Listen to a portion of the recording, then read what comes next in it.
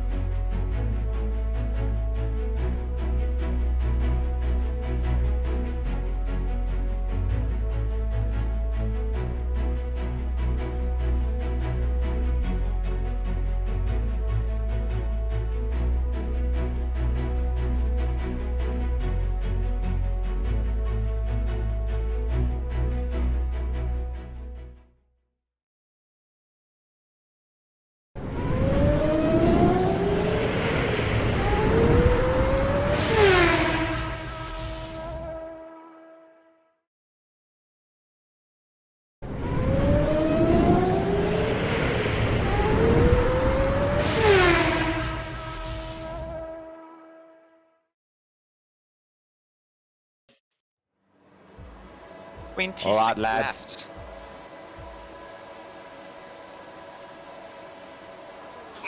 Oh, someone released early. I saw someone release early. That wasn't me. That was me. Oh no! Oh!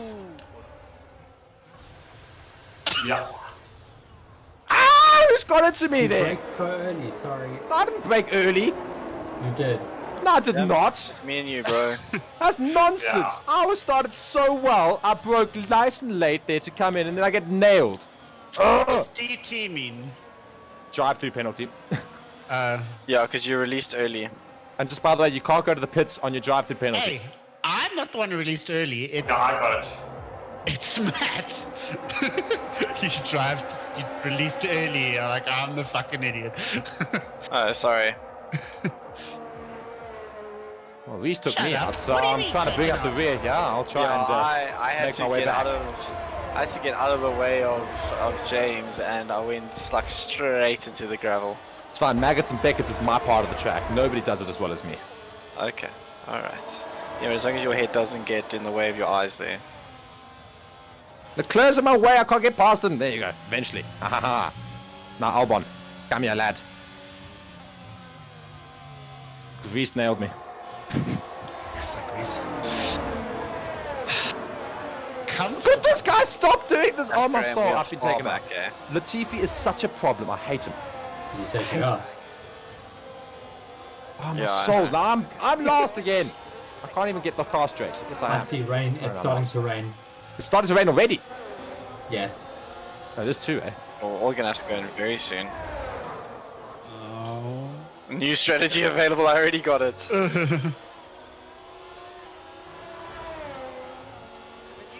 Yeah. To the Inters.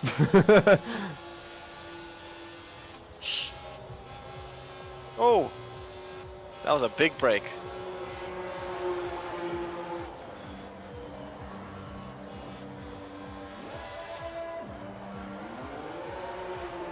Oh, new strategy. Yeah, everyone's going new strategy.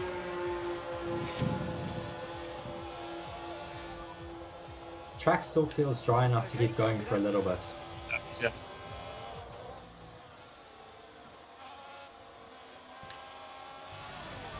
How do you confirm the change? Fuck, fuck, fuck, fuck, fuck, fuck, fuck, fuck, fuck, fuck, fuck, fuck. Sorry, I'm sorry, I lost control. Changed I my lost control. strategy and I wasn't even okay. Yeah, I was also changing my strategy and I lost control. I'm so sorry. It wasn't intentional at all. Whoa. No, I don't know if I've changed my strategy or not. I don't know what's So, Graham, you're not last, mate. That's a surprise. Yo, Did you I'm try to change the sliding strategy now. in Maggots and Beckett's? it's very wet. I should have gone in.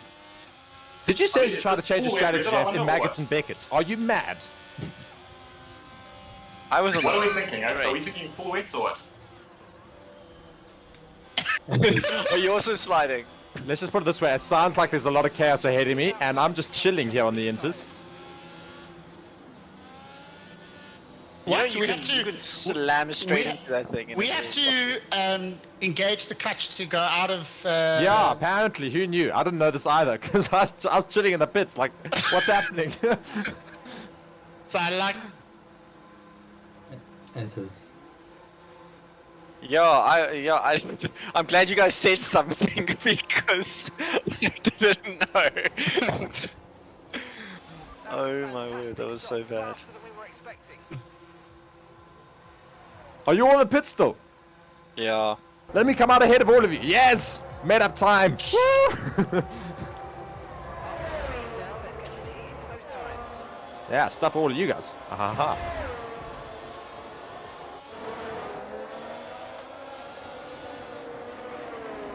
Well, I'm right on everybody, at least. Oh my word, guys, find us some grip here. Coming. X's were.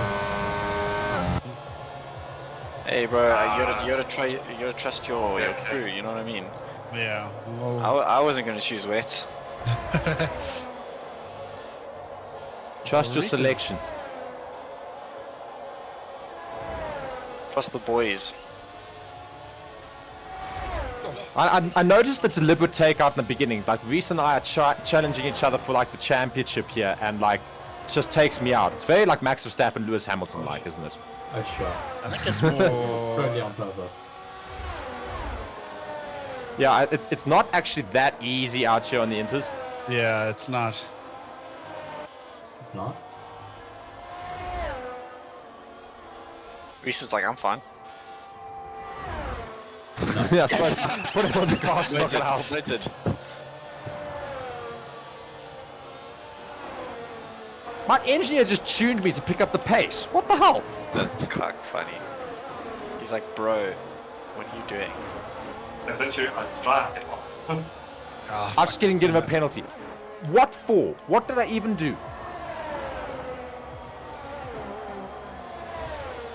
such a app. Oh my word, yo, you cannot take that corner fast. There is no grip.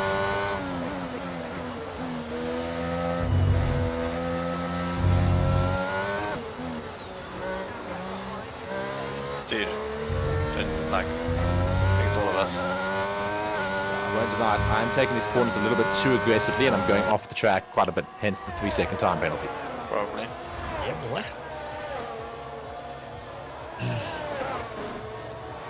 Oh, take the corner, my mate. Ew. Yeah, pretty much. We all started ahead of the air, and now all of us behind them. Speak for yourself. Speak for yourself. Ryan, I know you'll be behind the AI later, so it's fine. Preemptive. Yeah, I'm also hearing that. Yeah, I'm also thinking, I was actually considering they're going in for full sweats. Yeah, it'd be nice if Reese could maybe sort of not go Right. too Hi, far that's- ahead. Yeah. You know, it Brain's was getting worse. enjoyable following you. I could, see your lines. Reese, are you on full wets? No, I'm on inches. Okay. Oh! It is getting tricky though. Dion fucked up. I'm gonna capitalize. Capitalizing. Oh, it is. Definitely getting wetter. Yeah, I think the wets might be required out here, people. I've never seen them go for wets. I have. Always go for inters.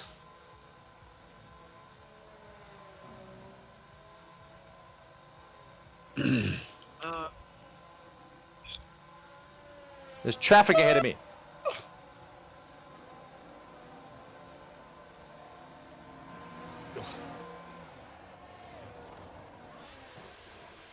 Perfect job from you and the crew there, mate. We're Whole delighted train here with that Young's about to join as well. Welcome, welcome. Yeah, no, I'm literally, I'm just kind of chilling behind you guys. Okay, stay clear of the white line on the exit. We'll receive a penalty for dangerous driving if you. I'm taking this wide. Dion, I'm on your inside. Don't cut in on me.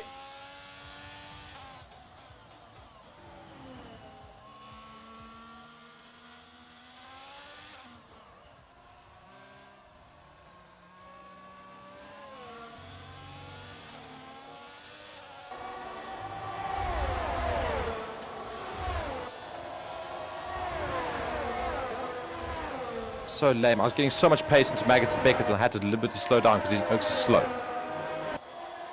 Yes. Who's these oaks? They are. Dion and 2AI. Yeah. Slow pokes. How does that feel, Dion? Being lumped in with the AI. I mean, he's not wrong. Oh, he just went into the back of me. Yeah. I He feel goes slowly, like it's right. getting a bit better, the Yeah, weather. it's stopped a little bit. Oh my word. No, what is science doing to me, man? Piece of Yeah. shit. Did you see that? Oi! How did Young get ahead of you? Because he's ramming me off the track, that's What are you why! talking about? No, mate, Young, I was watching that from behind. You literally forced the oak off the track. This looks like I'm nothing there, and you're just like, yeah, I'm just gonna turn No, left it's, into you. it's, well, if that's the case, I'm very sorry. Like, Dion had no track left, and just see Young going left. I'm like, Because I had a drive-through penalty, fuck you. And whose fault is that? The fucking oak who's in charge of that clock. you still have a drive-through penalty. No, I've taken it. Took it on the first lap. Yeah. So how are you ahead of us? This is irritating. Because I'm blitzproof, but you know. Clearly. Because he put on inters in his drive-through bin. Problem is I can't get past No. Dion because he just swerves everywhere when he drives. Good problem. I have a problem. Oh my god. 26 laps! Oh. Of this. See, I'm so quick here, but Dion is not quick enough, and it's the problem. I can't take him in maggots and beckets. It's a real problem.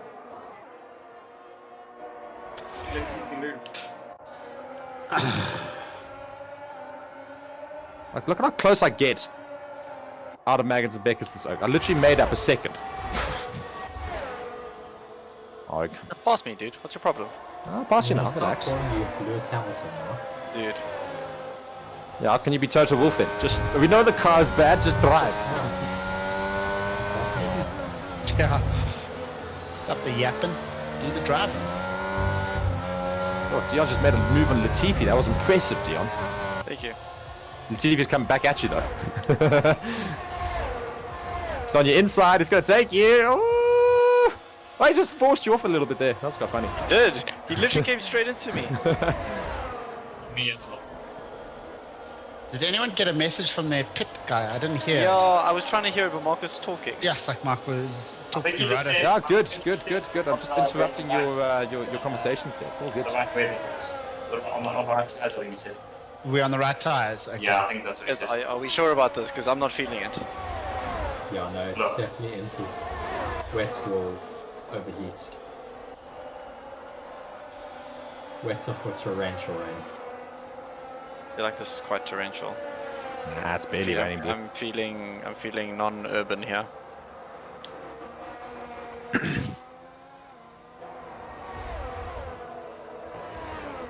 I practiced everything on this track except overtaking, which is I think what I should have practiced because apparently that's the struggle right now.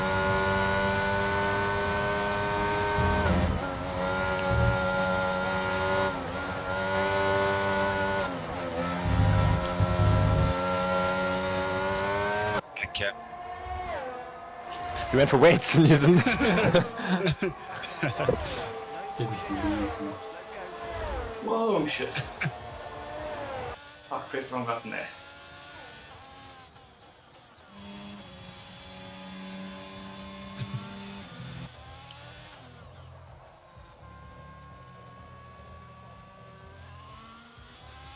Did you take the risky? I thought I was catching Reese, but I'm lapping somebody.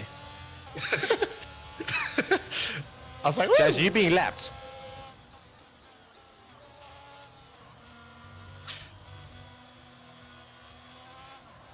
I think about James is, you know, he's going to take those risks, so he gives us good information. Yeah. I literally saw you in my wing mirror, and I was like, let me not be that guy. Yeah, don't be that guy. James. Don't pit. Yeah, it's just It's getting starting to heavier. rain harder. No, how did that happen? What Stay did you out on those hards. Dude, my car just like literally went, Hard. like, just like started drifting into Sorry, it. stay out on the wets. do? Did they stay out on the wets? Stay out on the wets. This race is irritating me. So much for it's not the range of downpour. It has got worse. Just started raining harder. It's quite torrential, if you ask me. A spider would be proud. Check the MFD for new strategy option. Mad! I'm selecting the strategy. See, James, you had the James had the vision. He was just a lap Just early. way too early.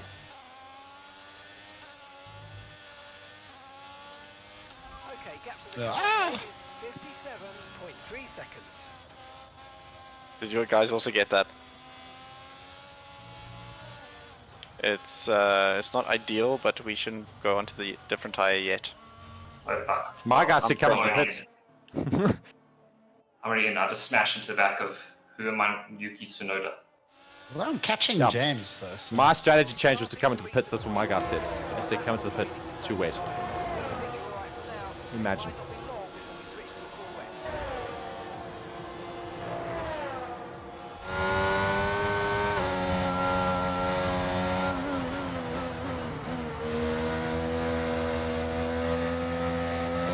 Again. I'm in a Williams. This is awkward.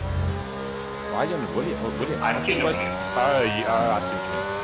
He's within the Williams. Yes. Why Must be am I told not it's lightening up. Aren't green tires inters? Yes. So why the fuck did you put me on inters? Maybe you selected that strategy. I just got another new strategy. Can these Oaks make up their minds, Oaks? Like, Yeah, I just got another new strategy. Like, Oaks.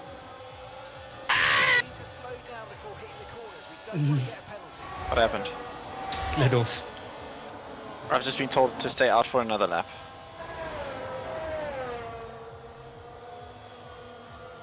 I'm trying to do this. Oh, I need to speak. It's on fucking voice activated. I'm like, what button do I...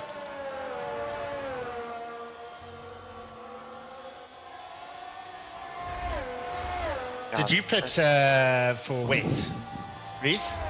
Not yet. I'm gonna go this lap. Yeah, I can't. I couldn't make up my mind, but I think it probably would have been better for me to put the lap earlier. I want Dioris. Mark's still staying out. Yeah, it's really raining now. Fuck hell. Of course, I'm It's the big risk, Dion. It's the big risk to try and make up places. My engineer said pit for wet, and then I didn't, and then they said, oh, it looks like it's clearing up. I was like, okay.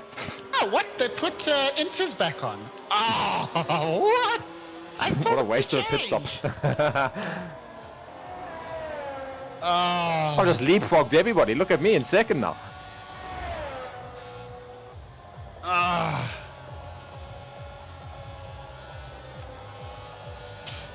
Yeah, okay, my engineer just came back and said the intermediates are starting to struggle. Yeah, they are. I can confirm. Yeah. Even brand new ones. I'm struggling to see is what I'm struggling. Yeah, that's well. The amount of rain on my What's windscreen. the slap? I have to talk to this thing. It's quite funny. Box. This is the race. Change tires, Kinda inters. cool, No, inters, not mediums, inters. The fuck are you guys Change doing? tires to wet. That hurts! Wet tires. Wet. Soft tire. No, wet Hey, tire. wait. Now it's giving me a weather report. Okay, voice activation is not so cool. Dude, This is now like this nothing, helicopter is still flying around in this weather. How is that even possible? Dude, it's loving life. I just crashed coming out the pits. Oh, that's good. Wild. I'm far away from. Yeah, wait till that car would be the one right now. Yeah. Okay, here's my Jeez, lunch. put the My lunch weights on. opportunity. Oh no! Yes. Okay, behind the AI. Strategy option. Behind everybody. They'll have to do 2 pit stops.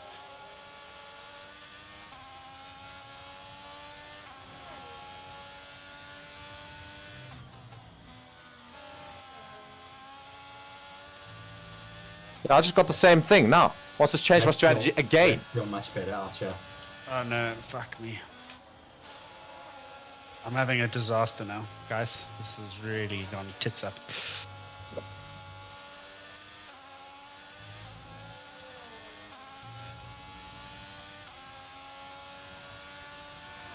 Don't worry, I'm right behind you.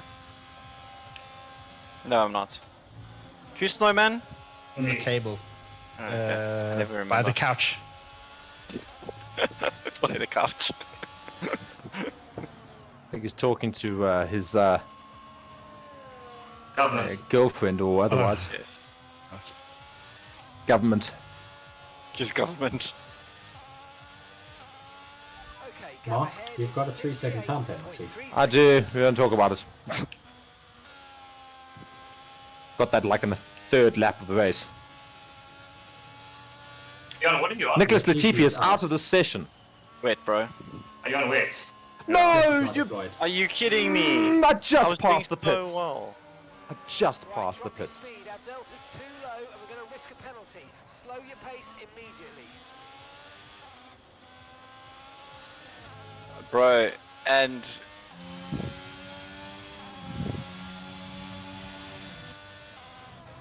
Dude, and Matt has literally just gone into the pits to put on wet. Like, Yep. what a power move. There's a Yeah, new that strategy works. available on the I can't overtake the safety car because my delta's too low. It keeps saying overtake the safety car. I can't because I just crashed into the safety car. I just gave it a proper like wind up the rear. Good. It was like past the safety car, but then like my delta was saying, no, you're going way too quickly for the delta. I'm like, well, what do you want me to do? Because the delta is so slow. Ridiculous. Oh my god, I like literally accelerate and then the Yeah.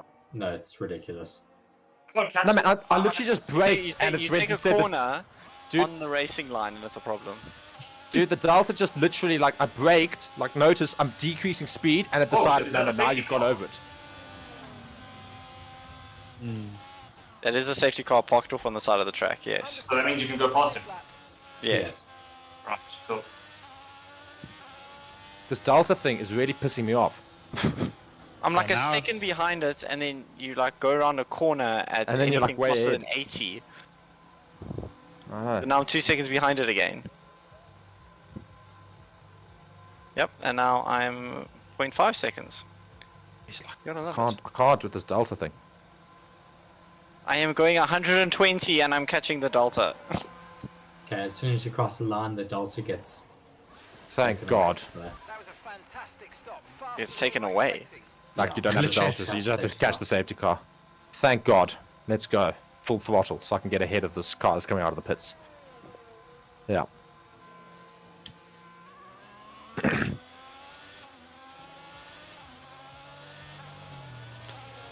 well, why don't you put on inters twice, then wet? Like Ryan, yeah. Like me, yeah. Fast. Reduce your pace.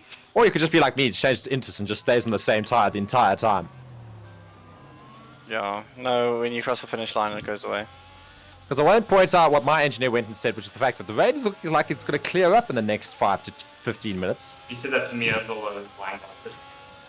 I've been asking mine and they haven't said that once. I've just been given another new strategy. Like another new strategy. Another one. That's really the fact that we're only halfway through this race. Yeah. Yeah, look, I've caught Reese. I've catched. Catched, you know. My tires are old, there's no denying it. But this is the great escape here. From 9th to 2nd. Just switch spots. Pit stop was a good idea. Good evening. Yeah, this is gonna take a while, Oaks. We're going rarely slowly. James is just trying to overtake on the grass, you know, casual. James just leaves the track to get past us. We're like, okay, carry on. I didn't even know James was there until I saw him overtaking the safety car. Hi.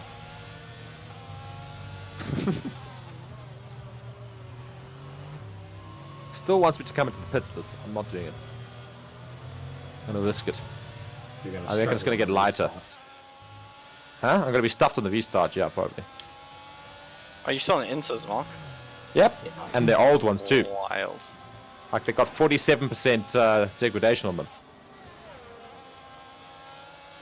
Yeah, it's gonna be an interesting restart. But you know what? I've got 2 AI as my cushion, so it's fine.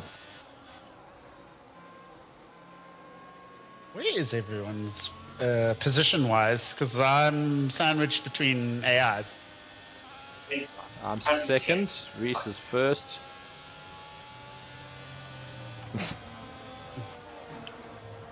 Sorry.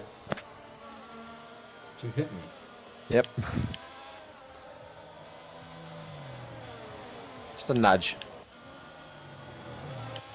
You know what, Reese, I'm gonna do it again. You ready? Ready? Is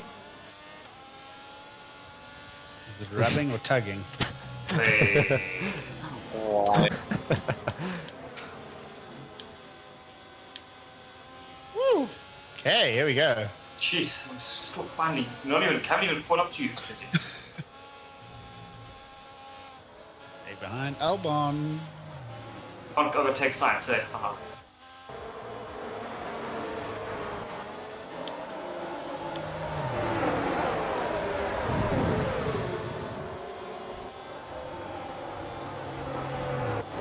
Sorry. Carry on.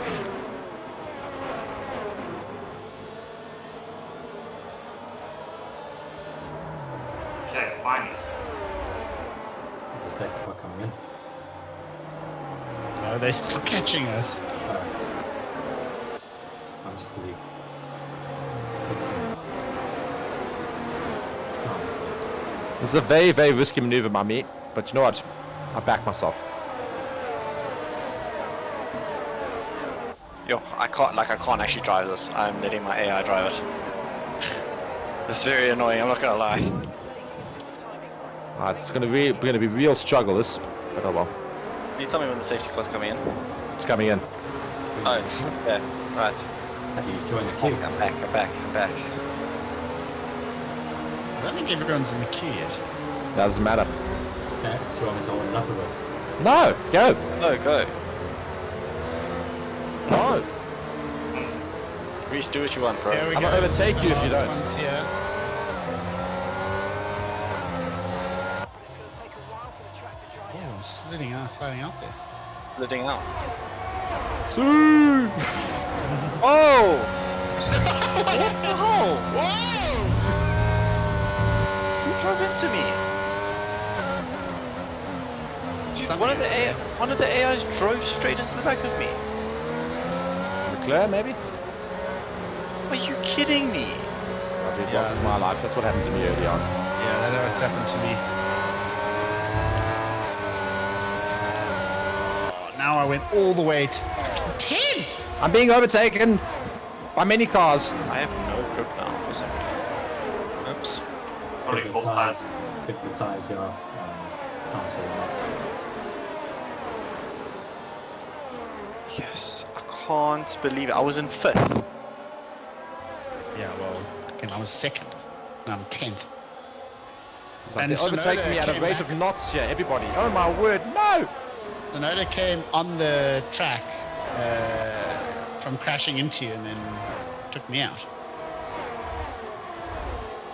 It was Tsunoda who drove into the back of me. Yeah, I think so. Fucking tires the changes I'm gonna have to make.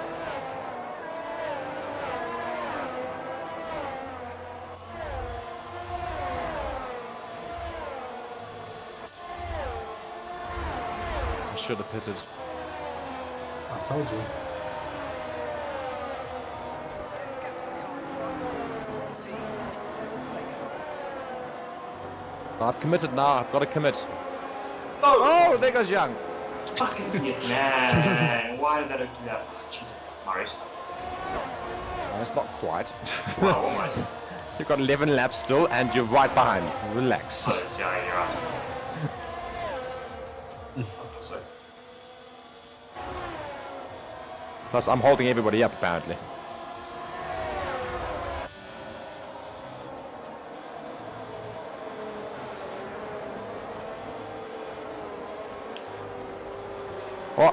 Is it just me or has it stopped raining? No. Oh no, there's no. Now it's getting worse. No. There's some parts of the track that's still raining, other parts yeah, not. raining heavily. Like this If you part go is over raining the- proper, but some parts are dry. If you go over the curbs in the wet, does it like slide you out? Yes. Yes. I definitely felt.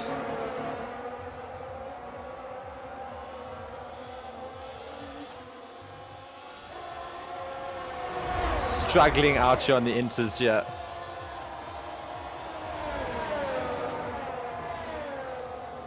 Don't force me off, Graham. That's not how it works.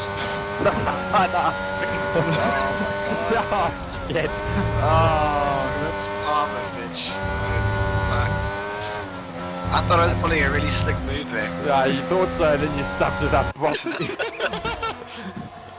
Matt tried to overtake me, and then could have out. Cheers, mate. I think it was Graham, wasn't it? Because I just saw Graham. Yeah, that's what I was saying. He tried to sneak you up the middle. I was like, hey, mate, I'm literally there. You can't force me off.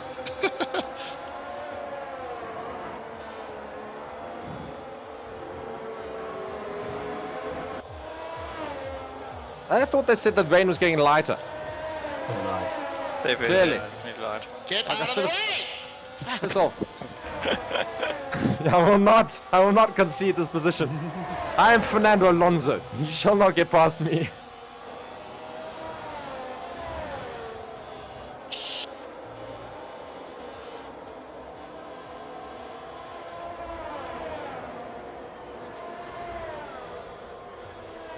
No, he tried the switcheroo. Oh, you can't force me off the track.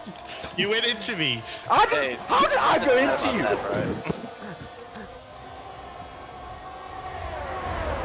I'm going back you now. I'm just going to send you spinning. Warning. That's your warning. I'm going to go straight into the back of you now. Are you losing places here, bro? A lot. It's a real problem. I'm still in the inters and we're losing. I was second. It's so slow. It's time to pit, bro. No, because I know it's getting dry soon, apparently. Maggots and Beckets is drying up slightly.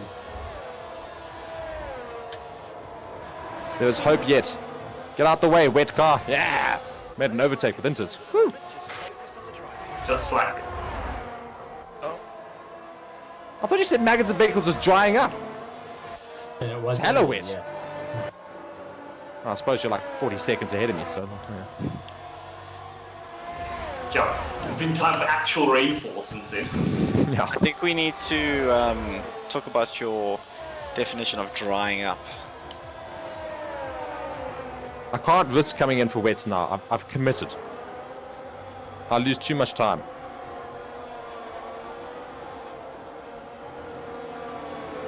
Problem is I am holding up people and also like my people are just overtaking me. I'm going to end up last anyway, so I should have just pitted. Could it stop raining? It is. It's starting to ease out. Damn well better be. I can't do this. It probably is. Like, you could need dries before the end of this. Damn right we could use dries. That means the inters are going to be useless anyway. Yeah, that's fine. Just means everybody else has to pit as well. Yes. That's Do how it. works. I didn't hear what he said.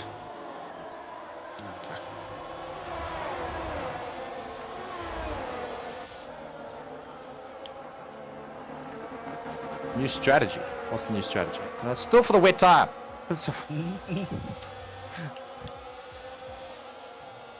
Dion, you shall not overtake me. I will hold my position. My tires are at 70% degradation. Move, bro. I will hold the inside line. You will not take me into Maggots and Beckets. Like freaking Braveheart shit. I can see that, yes. Check someone else in.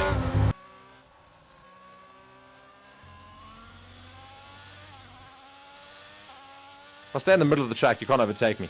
Ha ha ha. Jeez, I've got signs overtaking me again.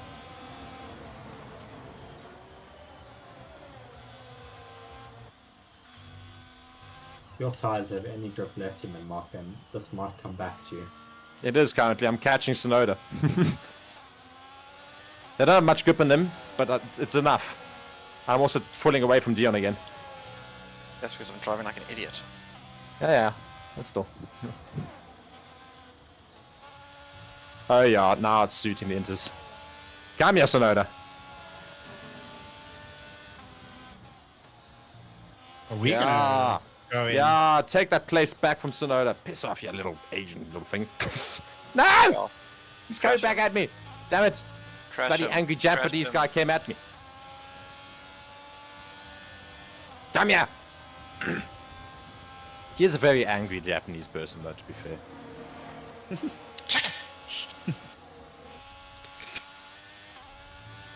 Yeah.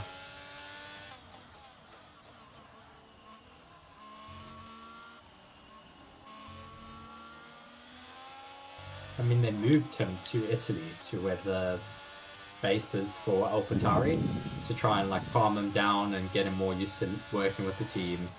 Clearly, that does not help. Does nothing with him, apparently. Dude, this oak just tried to ram me off the track. That's how angry he is. I am pulling away from Dion again, though. It's quite nice. I've taken Sonoda. Ha ha ha ha. Oh, he's right on me. Yeah. Come on, hurry up and dry. Hurry up and dry. Hurry up and dry. What's the time pushes here, Rex? What's the thoughts? Are we group deciding this? Yes. You're not brave enough to just go for it. No. I'm struggling on wets. I'm backing Yeah, the soft tire. I'm backing the soft tire. Yeah. Do it.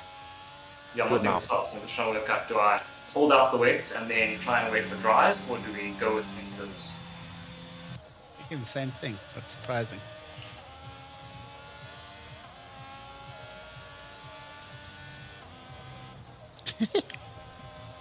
Yeah, but you're in a horse, so you would think that.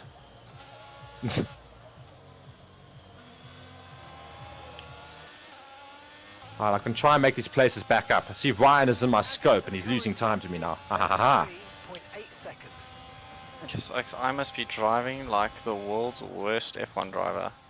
Because Science is So, catching me, Latifi. Tsunoda's taking away from me. Mark's on Oh intermediate. shit, taking- I no, got into the I have gravel. No Badly, at by the all. way. Yeah, I have no grip at all. I've got no grip either. Mate, nobody can compare with mine. This feels like interest to me, eh? Mine are literally on 80% degradation right now. I am on nothing. My tires are on 80% heat. You Deal with it for a bit, unfortunately. The track is not dry enough Drying yet. out quite soon. Be careful you don't burn Nah, out fuck your this.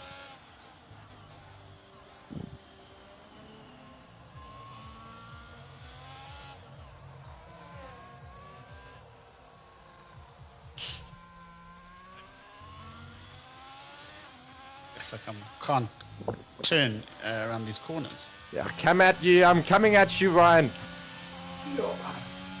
On my hella old tires. They will take you. I can't even fucking take a corner. So I'm not surprised. Now, this is how I felt earlier. Now you know what it feels like when everyone's just overtaking you and you're just like, I can't do anything about this. Oh, just take the corner properly. Ah! It's really the fact that James has got a 3-second time penalty and is a minute behind me. Whoa!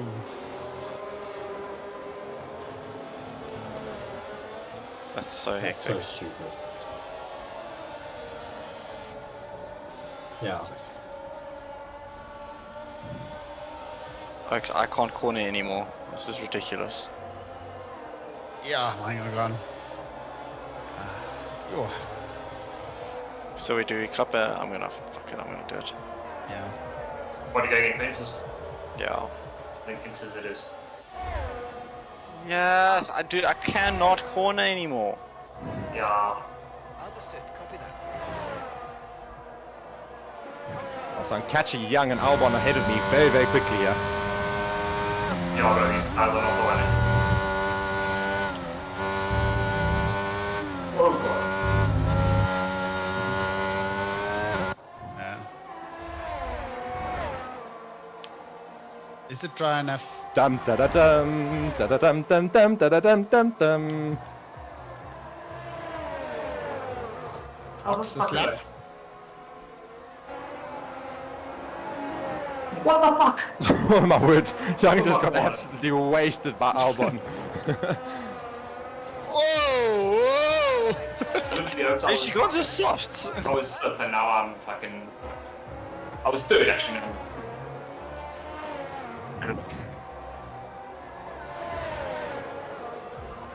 Move up. So annoyed. Dude, just Hoya back past there.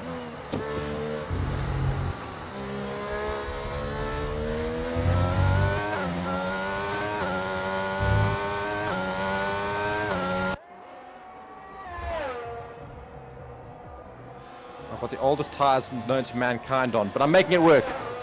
What? That was Okay. rubbish. That Okay. was rubbish. You just gotta be quick, Pop. You just gotta be quick.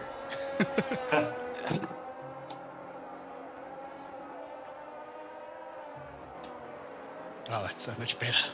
Fuck. Oh god, yeah, you're right. What have you gone out onto? Enters. Unlike James on his softs.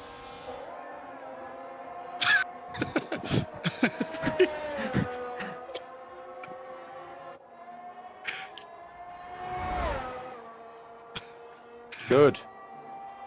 So clearly with me at my 3-second time penalty, I'm firmly in 4th right now.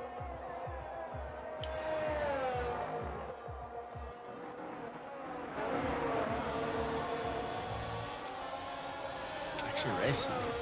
This rain screwed me up so bad. Yuki screwed me up so bad.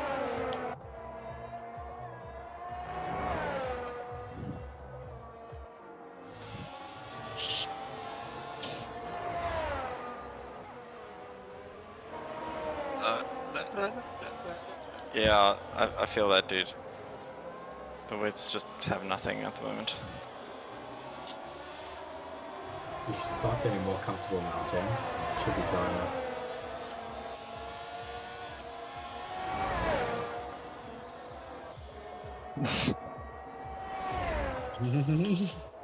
You can't afford not to go off the line on softs right now.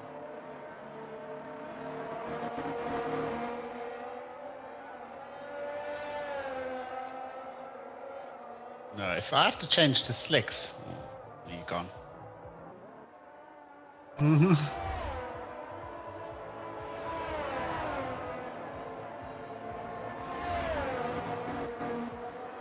Catching the AI.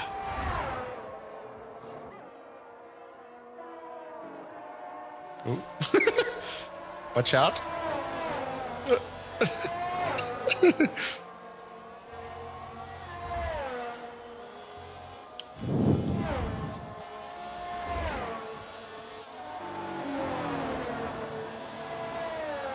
Well, it's certainly been an interesting race in terms of strategies and things.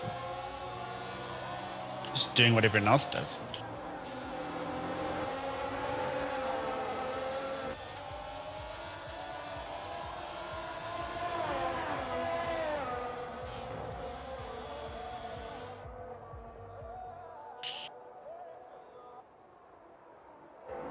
Track's officially dry. First sector's dry enough for slicks. It's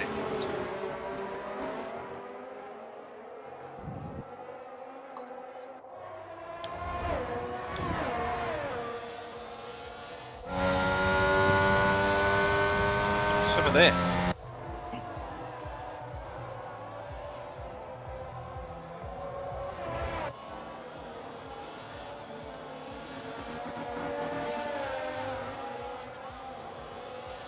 Oh, now they want me on softs.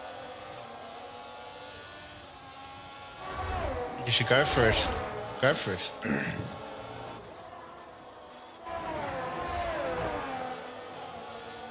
Go for it. No, I should probably, shouldn't I? Yeah. Just take that pit stop.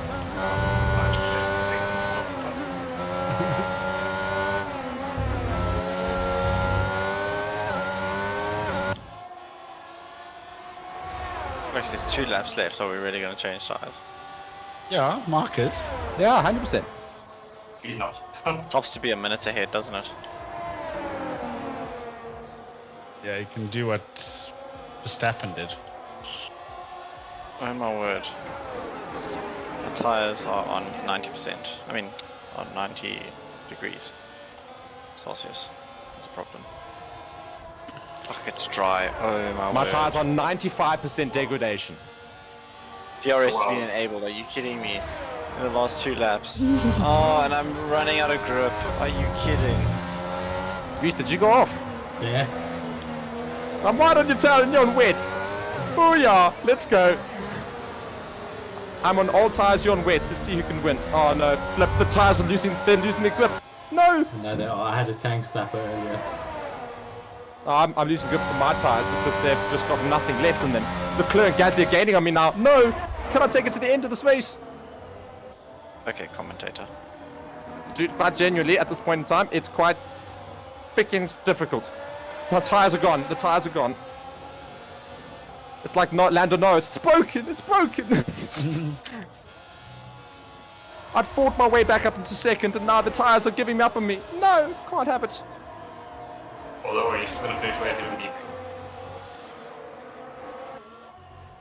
Issues with the tyre wear for now. Keep taking care of it.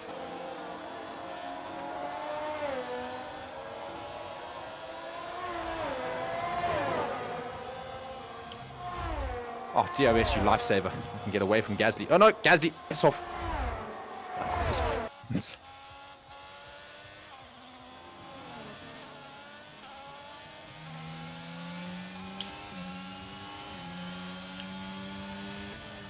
Oh no, I thought that was the last lap.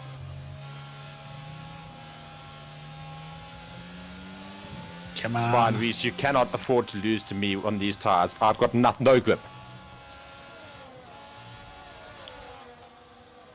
Can your tires pop? If they can, they probably will. Stay tuned. Yeah.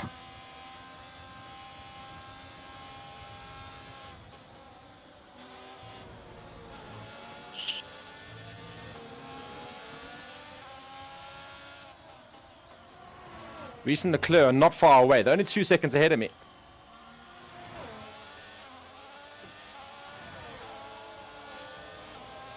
And Reese has lost the place to Leclerc. Leclerc is winning this Grand Prix out of nowhere. I have no James, grip in James the taking tunnels. fastest I don't have lap. grip of mine either, so we'll challenge it to the end. We'll see who's got less grip as we get to the final stages here. Maggots and Beckett's left, and then the final couple of corners. Can Reese and I make it in terms of not crashing? It's coming down to this. Oh my word, I've got so wide. Who's behind me here?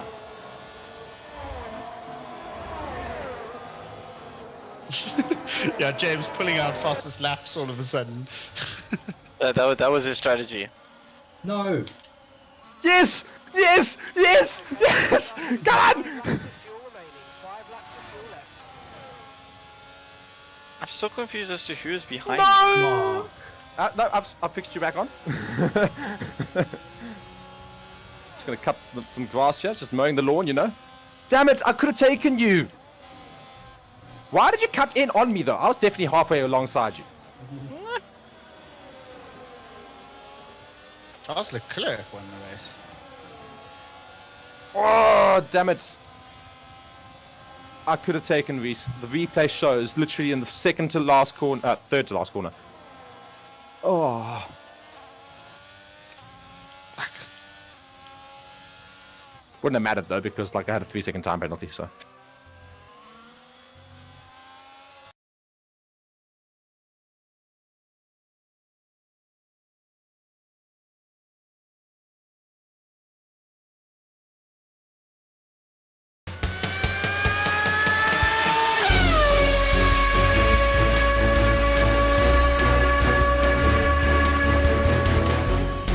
Good afternoon, everybody, and welcome to Forever Motorsports on Forever Sports for the Forever F1 podcast. All the Forevers in that opening title there. We're joined by Reese and, of course, myself, Mark, here to talk about news from the past week and also reminiscing over the weekend we just had in Austria and looking forward to Silverstone. Talk, of course, with the track limits.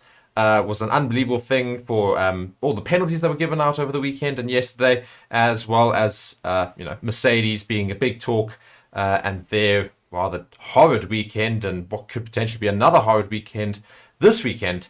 Some infighting perhaps at Mercedes, otherwise replacement drivers for rookie drivers, all these other things, teasers for cars and otherwise. So lots of news to get into. And Reese, how are you doing? How do you feel over the weekend that just took place? Yes, I'm doing well, thanks to yourself, Mark. But yes, that race weekend was just dominant yet again from the Red Bulls. Just Max in another league to all of the other drivers. It was good to see some close racing though between the Ferraris and the sister Red Bull, at least for a few laps in the race, but Max just making it look too easy out there. Yeah, so just going back over, we have got a review, of course you can go check that out, but Max Verstappen won, Charles Leclerc came second, Sergio Perez up from 15th, finished in third, Lando Norris probably the one of the standout drivers of the day, finishing in fourth, and that's a result of all these penalties that came after the race. I mean, unbelievable the number of penalties that were given out afterwards. Carlos Sainz, one of those few drivers that was severely punished for his track limits, yeah. Yeah, I mean, it really was not a good look from Formula One. We don't want to see the race result being changed hours after the race. We really do need to make some changes to this track to limit these kind of penalties from happening, because it shouldn't be happening. Yeah, it's not good. Yeah, so as a result, Fernando Alonso moved into 5th position as well, so he got some more points there for the Aston Martin team. George Russell and Lewis Hamilton still finished 7th and 8th. Carlos Sainz then pushed all the way down into 6th position. Lance Stroll finished in 9th. Pierre Gasly 10. Alex Albon 11. Guan Yu Zhou 12. Logan Sargent 13. Esteban Ocon, also one of those who received a few penalties after the race, finishing in 14th. Valtteri Bottas 15. Oscar Piastri 16. Nick de Vries in 17th. Kevin Magnussen 18. Yuki Tsunoda 19. Also with those penalties during the race, though, to be fair. And Nico Hülkenberg, who obviously didn't finish the race. So, I mean, they basically said straight away after they gave all those penalties, FIA said that they're going to look for a solution for this track. I mean, why did it take them yesterday to make that decision? When we knew last year it was a problem. We knew that track limits has always been a problem at this track, and it's always the same two corners. It's turn 9 and turn 10, right before the start-finish straight. Why is it that it took so long for them to say, oh, okay, now we're going to try and create a solution for this? I mean, I really don't know. I think it's because the FIA has been changing hands quite a few times in the past few years. It takes time under new management, of course, with Mohammed bin Sulayem, I think his name is at the moment. They are making some good changes, but it does take time. Hopefully they do make a change before next year, before we come back to this track, because we don't want to see this happening again. It's the fact that, I mean, yes, it adds a little bit of drama, I suppose. Don't get me wrong. It adds a little bit of drama, but all the biggest joke was giving Hülkenberg. The biggest joke was giving Nico Hülkenberg a black and white flag. I know. When his car was retiring, he got given a black and white flag for being all four wheels over the white line. I mean, that is just hilarious. I know. It sums his up car the was FIA. pretty much on fire. I know. It sums it up. So we finished that, with all those track times, and that's certainly something they're going to look forward to changing next season with regards to Austrian track in Spielberg. But Mercedes, I mean, we talk about some of the drama that happened yesterday. We had Toto Wolff on the radio, not just once, but twice. He's not normally on the radio in races, and he spoke to Lewis Hamilton directly over the radio twice. Once when Lewis Hamilton was just complaining yet again about this car not performing, and this car so slow, man, and all this. And Wolff came onto the radio and said, Lewis, the car is bad, we know, just please drive it. I mean, it's like very firm, very straight to the point, as in like basically saying, stop complaining, get over yourself, and race the damn race. We'll talk about it afterwards. So like very much, I think heated conversations probably had in Mercedes right now. It was not a good day for them yesterday at all. And even Lewis Hamilton, after the race, he was asked in an interview, said, what happened with regards to what possibly provoked Toto Wolff to deliver that remark. And Hamilton's response was also not so sweet. He says, I don't know. He said, you will have to ask him. So clearly at the time, it wasn't all 100% in that Mercedes team. I mean, Toto Wolff played down the comments, and that's what this article says. He's playing down the impact of his remarks that he made over the radio. And he says, no, not at all, with regards to whether or not he has severed a relationship a little bit with Lewis. He says, no, not at all. You should hear us talking on the phone and meetings each other. That was nothing. We've had a bad weekend, all of us in the team, and that just makes us stronger. I'm not quite sure why. It was only for the best interest of the driver and the team. Sometimes there was a certain moment when you need to calm things down, but I meant well. We had a lot of discussion about track limits and whether they were enforced or not. I wanted to make sure we were getting the best out of the package that wasn't performing and trying to give it our best shot. So basically, as we said during the stream, Toto Wolff came onto the radio just to get Lewis back into the mind space of racing, to stop thinking about all those track limits and, get your head down, get to the end of the race. We'll fix it afterwards, basically. Yes, I mean, I think it shouldn't have too much of an effect on the relationship between Toto Wolff and Hamilton, for sure. I mean, we've heard much worse in the past between them. Some people, I'm sure, will try and make a story of it at the moment with them in contract negotiations, but yeah, it should be fine within that Mercedes garage. So yeah, I mean, I've got another article with regards to Mercedes, because it just was, unfortunately, the Mercedes problem of the day. I mean, Lewis Hamilton started quite high up the grid, and George Russell started in 11th. Not the best, but we were expecting them to motor up the grid relatively quickly in terms of George Russell, at least. It just wasn't the case. They finished 7th and 8th, respectively, and really not good enough, I think, for Mercedes. We thought they'd made a change and they'd turned a corner for the season in Canada, and then came to Austria, and it just didn't work at all. And Toto Wolff, as I say, calls it a bruising day. So certainly a bit of a step backwards after announcing major upgrades for this weekend, and then Silverstone, which is coming now. So, I mean, should Mercedes be concerned? I mean, you would think they would have data for a more high downforce track from when they ran their upgrades first in Monaco, but clearly they weren't ready for a circuit like Austria, where other teams already have data from the year before. They are still, you have to remember, on the back foot from switching to their B-Spec car. So it may take them some time to really dominate at every race, but we are still seeing those glimmers of hope in, I think, high-speed circuits. Yeah, and also we were looking at the grid generally and found that maybe it was to do with their engines and high altitude, because all the Mercedes engines seem to not perform as well as they have been in very recent times, at least in the last couple of races. Aston Martin also weren't fantastic over the weekend.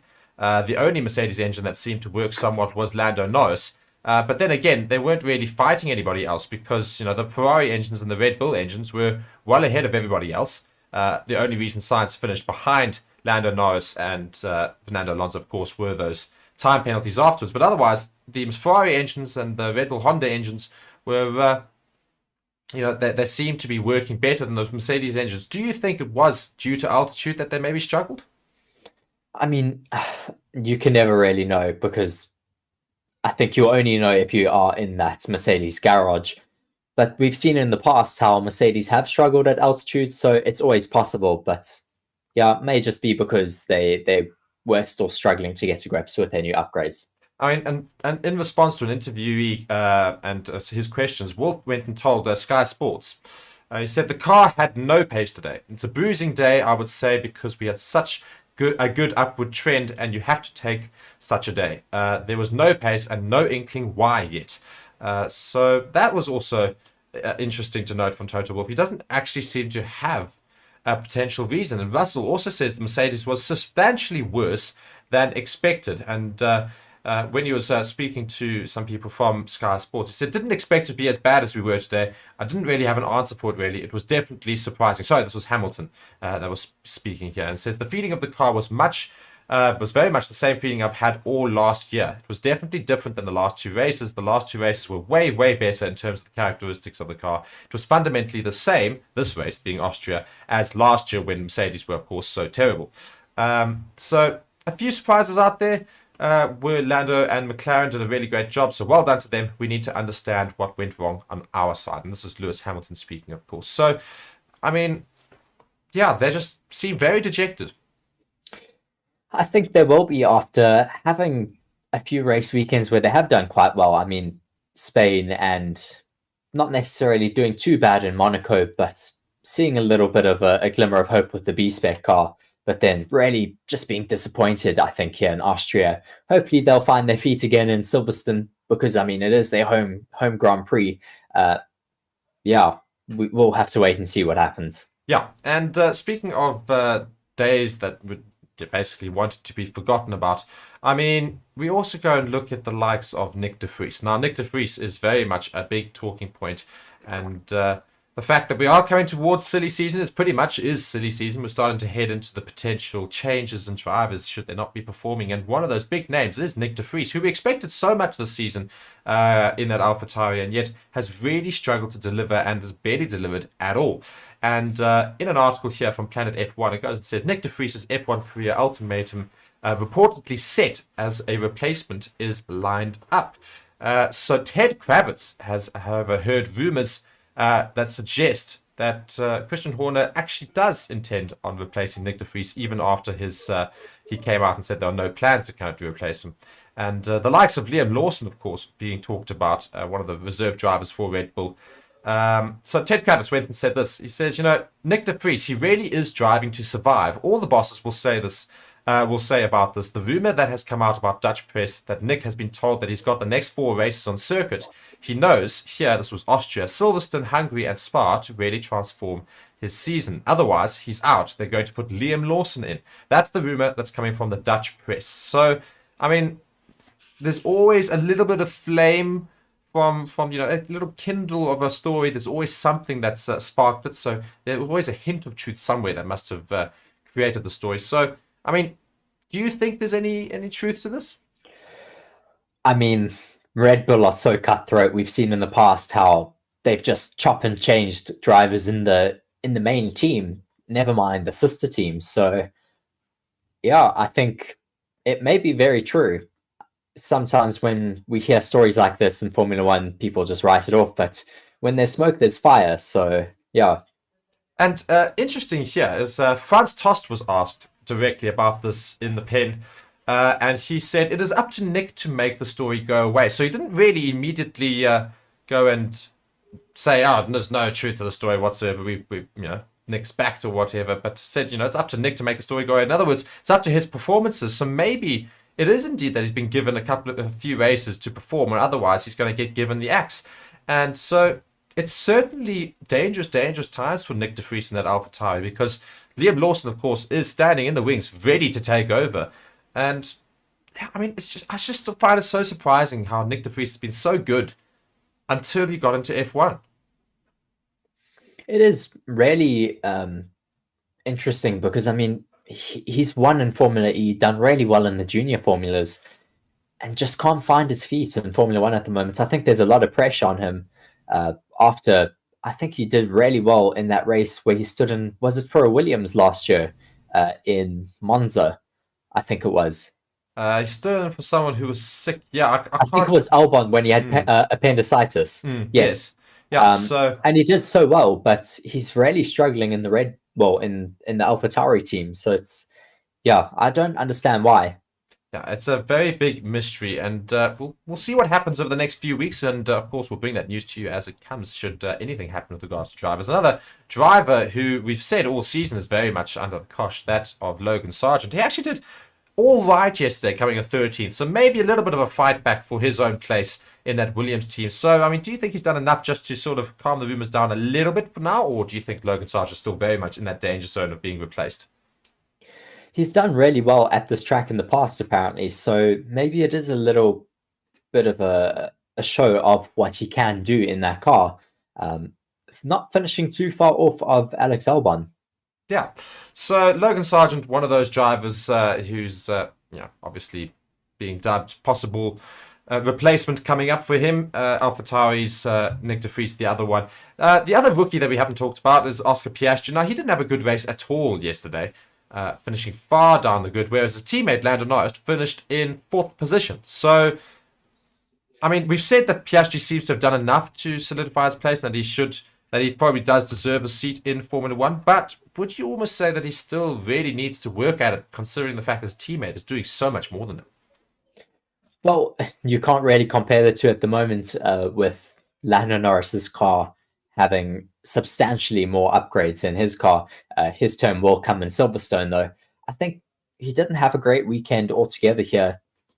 Didn't he have a bit of a scrappy start, and then he was brought in as well quite early for a pit stop, if I remember correctly. Yeah, not a good race weekend for Oscar Piastri, but as I say, he hopes to maybe fix that this weekend in Silverstone. Nobody's really going for the axe for Piastri, so he's safe for now, but certainly needs to get a move on to try and catch his teammate Lando Norris. Now, in other news completely, before we go on to a couple of spoilers and other things that Reese has got for us, Max Verstappen has talked about the 2026 plans and the car plans for 2026, and he's described them as pretty terrible, which is a little bit of a concern. This is based on what he's heard from his engineers. So, just reading here, I want to find. I just want to find Max Verstappen's response to the whole thing. Oof, my word! There's so much writing, and I seem to have lost it. But I mean, they're basically just talking about the 2026 cars, hoping that they'll improve. But it basically seems to suggest that the upgrades and all of the changes that have been made to the car are going to make it very awkward to drive, is what he said. I would prefer to control it myself. He says, they've got these active aerodynamics, which you can't control, and the system will control it for you. So it's becoming very, very system orientated rather than the driver itself. He says, of course, when you're behind someone, maybe you need more front and more rear, these kind of things. But if the system starts to control that for you, I don't think that's the right way forward. Plus, weight is going up again. So yeah, we'll have to seriously look at this because, 2026 is not that far away. And at the moment, to me, it looks very bad from all the numbers and from what I see the data already. So it's not something I'm very excited about at the moment. So, for us F1 fans, who most of us are looking forward to 2026, seeing brand new car changes, hopefully it's going to provide for a much more compact grid and more competition. Do you think this is a concern? I think it certainly is. Max, interestingly enough, looks like he gets quite interested behind the scenes and chats to his engineers about where the sport is going. I think it also helps him decide whether he's still interested in staying in the sport or not. But it definitely tells us as fans that we should be a bit worried with the rules and the regulations not necessarily pointing in the correct direction for good racing. Yeah. And Reese, you've got information about this weekend coming in Silverstone, which we are all very, very excited about after it was teased on Twitter. So tell us more about that. Yes, well, I have a article from crash.net just saying McLaren have teased the return of their iconic chrome livery ahead of this weekend's British Grand Prix. Certainly very exciting for me, as that livery is just such an iconic look for McLaren. And we remember Lewis Hamilton being so dominant in those coloured cars back in the past. And McLaren have gone and done this by changing their logo on their Twitter page to a McLaren logo, but it's all in chrome. And also releasing a video of Lando Norris peeking through a door, looking very excited about something. They don't necessarily show what it is, but we assume that it is their car for this British Grand Prix. Obviously, it's the British Grand Prix, McLaren, a British racing team. And, Lewis Hamilton brought so much success to Britain with that chrome, that beautiful, beautiful McLaren car, that chrome and red livery. And was, as a couple of people I know have talked about it as being like one of the most iconic F1 cars that's ever been, and that ever has been made and ever been raced around. So if McLaren do indeed, and we're fairly certain they are going to come out with that special chrome livery, it's going to be so special to watch, and I just hope they can back it up with a good performance as well. Yes, well, just a little bit more about this. McLaren last ran a chrome or silver livery at the start of 2015 before moving back to their black livery that they ran for a few years. They then ditched the papaya. Well, they ditched black for papaya in 2017 and haven't changed it since. But also a reason for them possibly going to a chrome color this weekend is because they have a sponsor, Google Chrome, and they've also teased the chrome colors with Google, hashtag Google and hashtag Chrome on their Twitter. Yeah, so I suppose having Google Chrome as your sponsor is really going to help for that sort of special livery to giving out the Chrome livery. So that is very, very cool. And I think we're going to start wrapping up the podcast here. So Reese, do you have any final news for us? Yes, just a little bit about this next race. We have a new wheel arch being trialed in the British Grand Prix, and this arch is to reduce spray on the cars in wet weather races. We don't necessarily know how this is going to be implemented in Formula One. You can't necessarily fit the car if it's already dry out on track and then it changes to wet. You can't necessarily fit it mid-race, I wouldn't think. So I wonder if it's only going to be seen in wet races or going to be a permanent fixture on the cars. Yeah, and of course, that's quite ironic that it's come out at a rather terrible time. Of course, over the weekend, we did see in Spa a horrible, horrible incident there.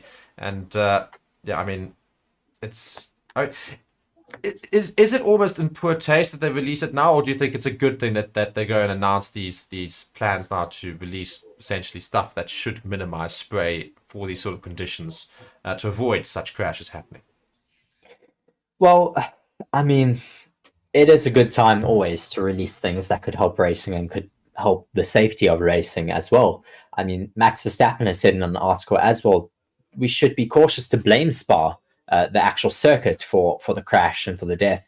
I mean, we haven't really seen many crashes in that area where he crashed. He didn't crash at the exact same place that Antoine Hubert tragically lost his life, I think it was 4 years ago now.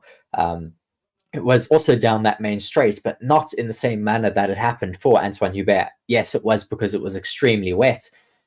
But yeah, unfortunately, these things do happen in motorsport, and we do need to move to make these junior formulas even more safe. Yeah, I mean, absolutely terrible news over there at Spa over the weekend. But hopefully, as I said, Formula One announcing these... sorry, what do they call it again? The exact terminology? I've just closed the article. They lack wheel guards or mud guards on the back of the rear wheels to reduce spray. Yeah, so hopefully the introduction of that should minimize those sort of incidents from happening in the future. So it's a good thing that it probably was announced, and we do hopefully see a great benefit in them in the future, and they will be tested out here at Silverstone. And guys, don't be scared to go and subscribe to the channel, like the video, and turn on notifications for all future uploads. We will, of course, be doing a preview on Thursday for this weekend's Silverstone Grand Prix. We're very much looking forward to it and all that could happen there. So I won't talk too much about it today, because, of course, we'll preview it on Thursday. Otherwise, Reese, any final word before we head on out? No, just hoping we'll get some good racing in Silverstone. It's been a good track for racing in the past, so hopefully it should be an exciting race weekend ahead of us. Indeed. Guys, thank you so much for watching Forever Motorsports. I've been Mark, Reese has been Reese. Again, subscribe to the channel. Really, we're going to aim for 30,000 by this weekend. Anyway, see you all then. Cheerio.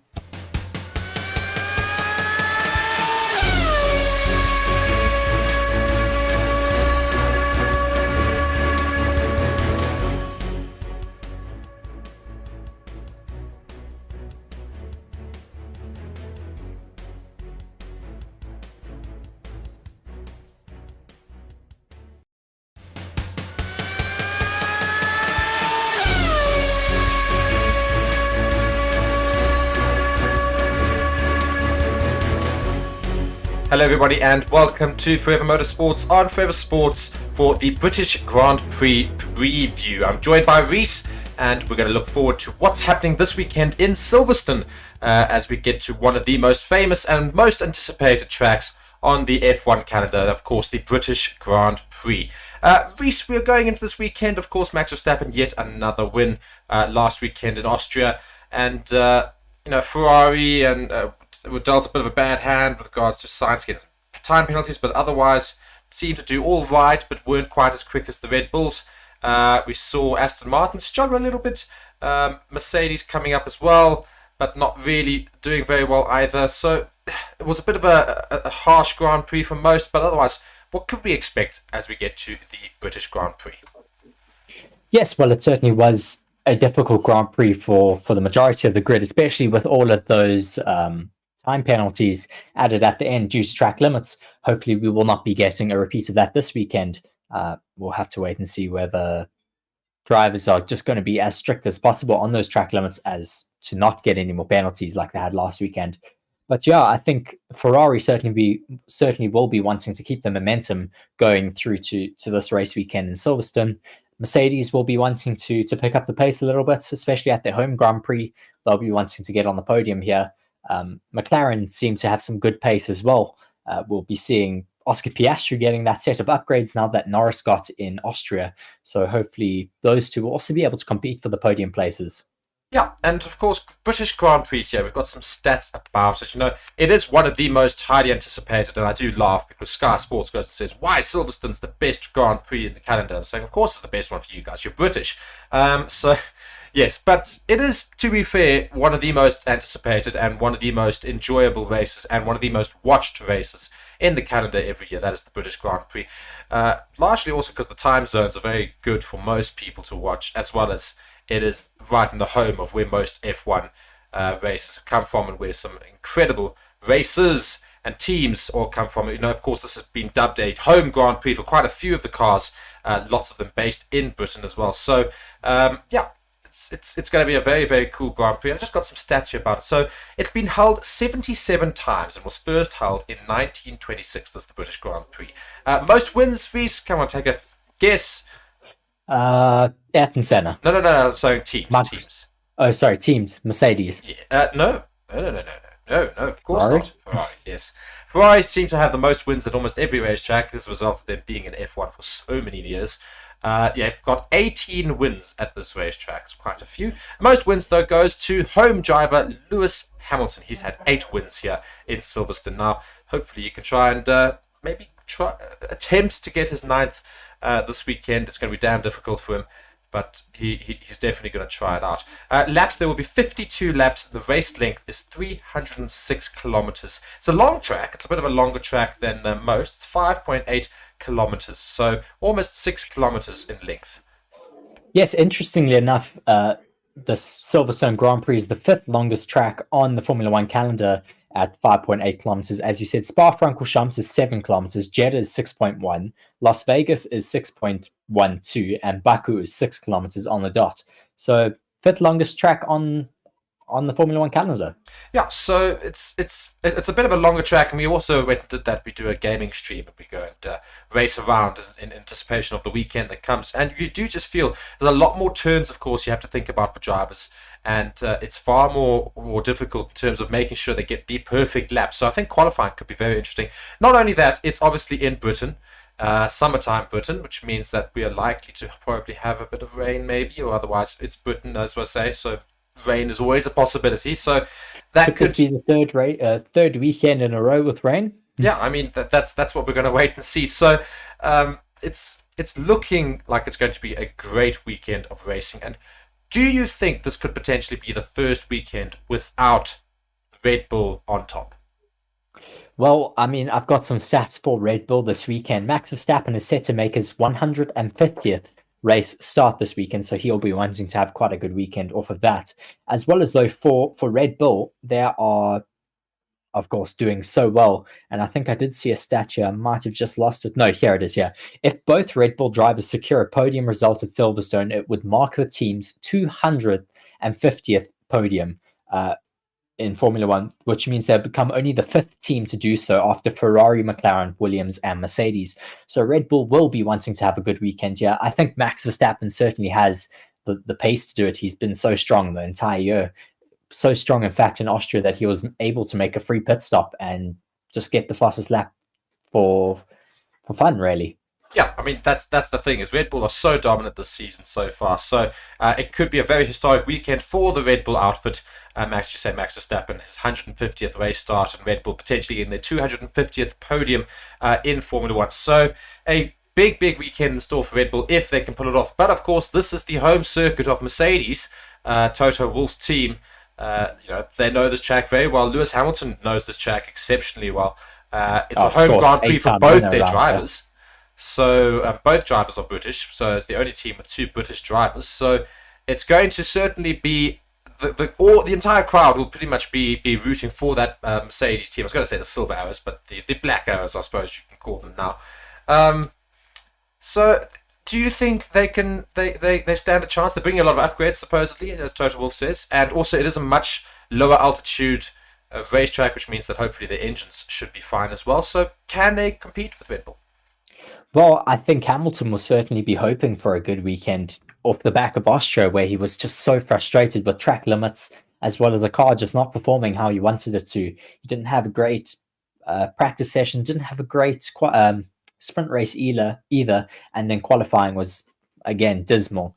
I mean, Hamilton has always started in the top 6 at Silverstone and finished within the top 3. So, I mean, ever since the hybrid era with Mercedes. So I think he'll be wanting to keep that record going, but whether he can, it will be quite difficult. Yeah, so Lewis Hamilton at home, can he go and compete with those Red Bulls? He doesn't only compete with those Red Bulls, though. He does have to compete with the likes of Ferrari, who seem to be making a bit of a turn in their season. I grant, not as quick as they'd like, and I think a couple of small things still keep hindering their chances. But Charles Leclerc, very comfortable second place in the weekend, and Carlos Sainz did finish further up, but in 4th position, but then obviously penalties took him down into 6th, which is a bit harsh, but nonetheless, it's ultimately what happened. So they had a decent weekend there, and they had a very good weekend in Canada after starting 11th and 10th, finishing 4th and 5th. So they're moving in the right direction. So they finished 4th and 5th. They're now finished 2nd and 6th. Would have been 2nd and 4th. Could they potentially challenge Red Bull?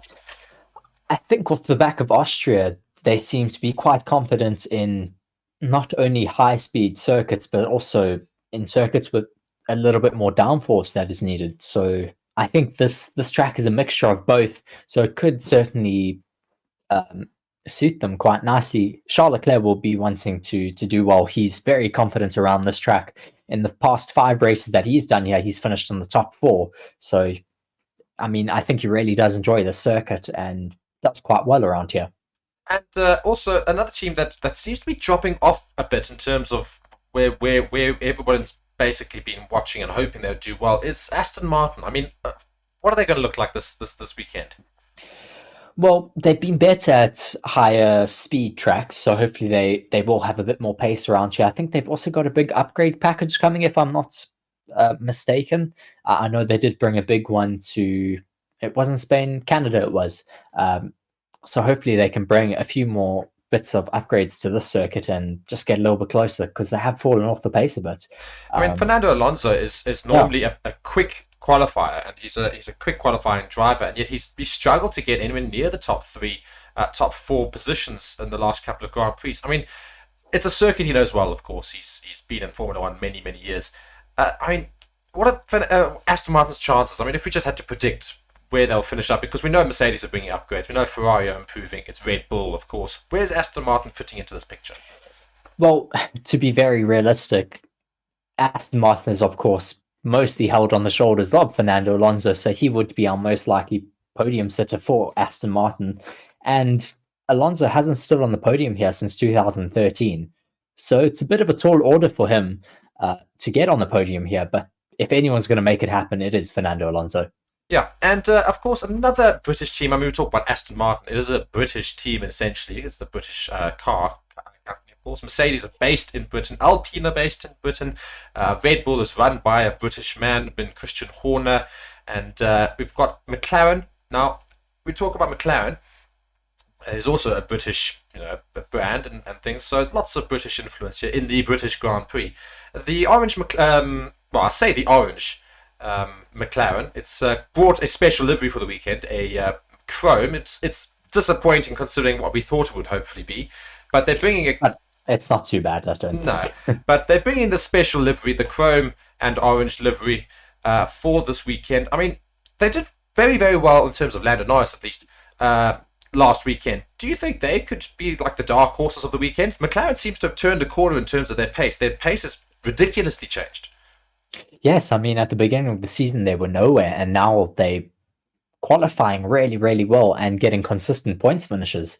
So hopefully they'll be able to fight for the podium a bit here. I mean, we saw Lando finishing in P4 with those driver penalties at the end of Austria. But on pure pace, it looks like that he is able to match the Ferraris very soon. Yeah, and what's also interesting is McLaren seem to have found race pace, which is the big thing that they've been struggling for as well. So it's a really cool Grand Prix hopefully going into this, because it could be anybody's race. Of course, Red Bull are still firm favourites, but not by as much of a gap as they have been throughout the season, I think. Yes, it's definitely fallen from what it used to be. They've become a lot more competitive. I mean, if we look at... you're still talking about McLaren, correct, Mark? Well, just generally, yeah. Yeah, I mean, they definitely have picked up the pace a lot from the beginning of the season to now. I mean, they were finishing pretty much 19th and 20th at the first 3 or 4 races, and now Lando's doing really, really well. Yeah, so I was just saying more like all the teams, it's going to be quite a competitive Grand Prix with regards to Red Bull. Still firm favourites, but all the other teams, it's they're much closer to Red Bull now. So, I mean, how much could Red Bull win by, or is it going to be a slam dunk? I think it's still going to be a slam dunk, unfortunately, Mark. I mean, Red Bull, you say that the other teams are getting closer, but Max was 24 seconds ahead of Leclerc in Austria, and that was, if I'm not mistaken, there was a safety car, wasn't there? Yeah, just right at the beginning of the race, though. Right in the beginning, second lap. Then it would have been maybe a 30-second gap. No, I think it might have added an extra second. But anyway, it's absolutely fine. Red Bull's still a very strong outfit, of course. But let's hope and let's see if anybody else can sort of get anywhere near Max Verstappen in that Red Bull. Of course, they're still competing with Sergio Perez, though. But we'll see what happens this weekend. Now, in other news, Brad Pitt is putting together a movie, an F1-inspired movie called Apex. Everybody's very much looking forward to it. And they've revealed the car ahead of the Silverstone Grand Prix. Yeah, I mean, it looks incredible if you guys go and have a look on social media or otherwise. I mean, how excited are you about this film? I mean, it's certainly going to be quite exciting to have some filming taking place on a race weekend. It's something we've never seen before. I'm sure the film will be very good. I think Lewis Hamilton is a co-director of the film, so he will be making sure that it does stay true to what motorsports is. So it should be very interesting. I mean, we've seen other movies in the past, like Rush, based on Niki Lauda and James Hunt. That was a brilliant film, but there were just a few little inconsistencies to real life. Hopefully, with Lewis Hamilton being involved, it should stay a lot more true, because I think it is slightly based off of his life story. Yeah. And yeah, I mean, we move swiftly on, but yeah, Lewis Hamilton is a co-producer in that film, and he wants to do the sport proud, and he's nervous of what people might think of it, but he wants to try and keep it as true to F1 as possible. So we all look forward to that as it comes, hopefully in the future. And yeah, very much looking forward to that. And as I say, go and have a look at that car. It looks very, very good for what they're trying to do. And gold and black, it certainly looks very, very great. Yes. And now we go on to the F1 calendar has been announced for 2024. And there are going to be 24 races in 2024. The Chinese Grand Prix has returned, and every other race in this season's calendar remains. So we've got 24 races, but it's quite a bit of a different schedule. We see the Japanese and Chinese Grand Prix come right near the beginning of the season rather than near the end, as they always have been. So, I mean, have you seen the schedule? I mean, what do you make of the schedule? I have seen the schedule, and I understand now. I have done a little bit more digging into why they have set up the schedule in the way that they have. It's mostly for logistics. So we start in Bahrain, then we go across to Saudi Arabia, then down to Australia, and then Australia. And then I think while we're in Australia, the stuff from Saudi Arabia and Bahrain is getting sent across to Japan, which is the next race after Australia. Then we go to China, quick logistics move from Japan to China at least. Then all the Australia stuff would have been sent across to Miami in America. So then the teams will fly out to Miami for race 6. Then by then, the stuff in China gets sent across to Emilia-Romagna in Italy. As you can tell already, it's extremely crazy logistics that get involved in Formula One. So from Emilia-Romagna, Italy, we go across to Monaco, then Canada. So of course, all the stuff that was in Miami gets sent across to Canada, which is why we jump in continents quite often, because you need to give the logistics time to move from race to race. I mean, we can keep going across the rest of that calendar, but I think you get the gist of it now. I mean, the problem is that with that entire logic with regards to logistics is that it's not really logistical, is it, though? Because if you think about it, we're going Bahrain, Saudi Arabia, then you're having to send stuff to another country completely in advance, and you can't take everything with you. Whereas if you'd start a Grand Prix basically going across the world, you know, in a manner that just basically aligns as it goes across, wouldn't that be a bit easier? the whole reason they're doing it is to try and reduce carbon emissions. So they prefer to send stuff before time instead of moving things back and forth the whole time. But wouldn't really necessarily be moving back and forth if you started, for example, in Japan, then went to China, then went to Australia, then went up to Singapore, and then went, if they just went across the whole world like that. You say that, but you have to understand sometimes not everything is sent by air. Some of the stuff is sent in advance via shipping containers. A lot of the stuff for the paddocks, all of that, like the wheel guns and all of that stuff gets sent a lot more ahead of time. So that stuff takes a lot of time, especially to races like to Australia and to the Americas, Qatar. I mean, it is a bit of a logistical nightmare, which is why they have partners like DHL. Yeah. So the F1 calendar, 24 races in 2024 is going to be hellishly busy, and all of the Grand Prix are very, very close to each other. There's barely a break at all. The first break we only see in August next year for 3 weekends, and then we immediately return. So it's not exactly like it's... it goes all the way to I think it's the 8th of December is the final race in Abu Dhabi. It really does go right to the end of the year. Yeah, so it starts in March and ends in December. February, technically, because the 29th of Feb is the Friday. So I didn't see that. In February and goes all the way to the 8th of December. So a very, very long calendar in F1. So we're very much looking forward to that as F1 We say fans. It starts at the 28th of Feb. Don't forget we have pre-season testing as well. Exactly. So lots and lots of Formula 1 action coming to us in 2024. But we are still in the 2023 season. And just a little piece of news as well with regards to one of your favourite drivers, the fact that Mick Schumacher has completed his maiden McLaren F1 test in Portimao. Now, the former Haas driver Mick Schumacher has conducted a test with the McLaren Formula 1 team in Portimao as part of his 2023 reserve driver role. Schumacher took the wheel of McLaren's 2021 MCL 35M car on Wednesday as part of F1's so-called TPC rules, which allow tests with 2-year-old machinery. The test is part of Mercedes' arrangement of sharing its test and reserve drivers with McLaren, which takes customer engines from the German manufacturer. In previous years, it had agreed a deal with Mercedes to call upon Stoffel van Doorn and Nick de Vries in case it needed to replace one of its race drivers for the 2023 season. That deal was extended with incoming reserve driver Schumacher being made available if either Lando Norris or rookie Oscar Piastri is unable to race. So he went and completed the Portimao test and got up to speed with how the McLaren works, having not worked with the working team before. So he's getting around the block now. He's tested himself in the Mercedes car. He's now gone and tested the McLaren. So certainly still staying within Formula 1. Yes, certainly still being very, very active within Formula 1. Often we see him on the grid, sitting behind Toto Wolff, looking over his shoulder during a race as well. But I mean, even when we don't see him, he is still extremely, extremely active in the Mercedes simulator, doing a lot of work for that Mercedes team to be able to fast-track upgrades and do setups for race weekends. So his job is extremely, extremely important, even if us, the public, don't see him.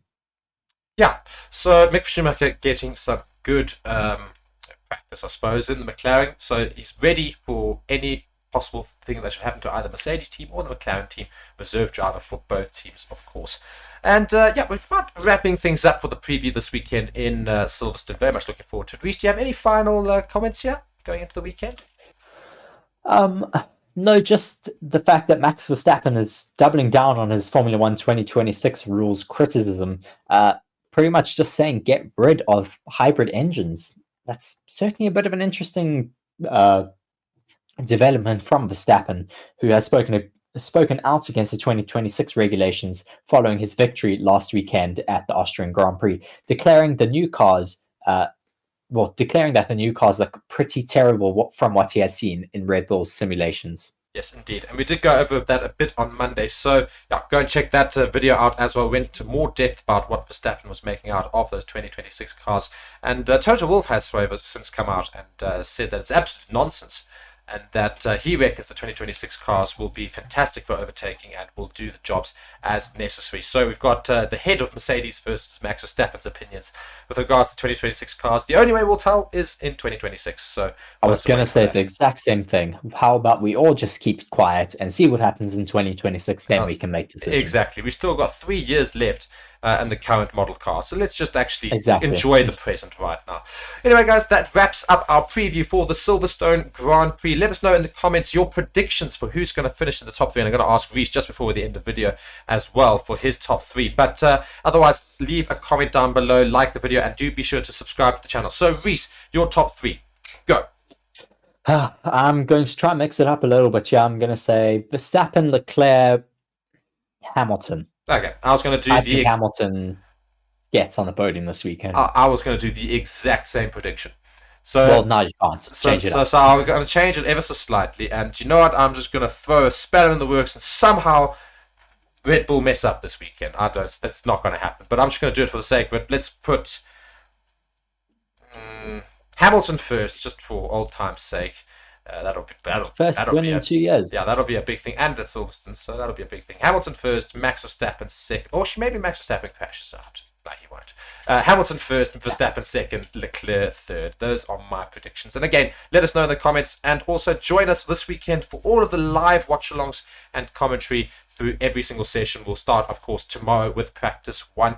F3 and F2, of course, also happening this weekend. So we'll be running those as part of the build-up to each session. Thank you guys so much for watching Forever Motorsports. I've been Mark, Reese has been Reese, and we'll check you again later. Cheerio.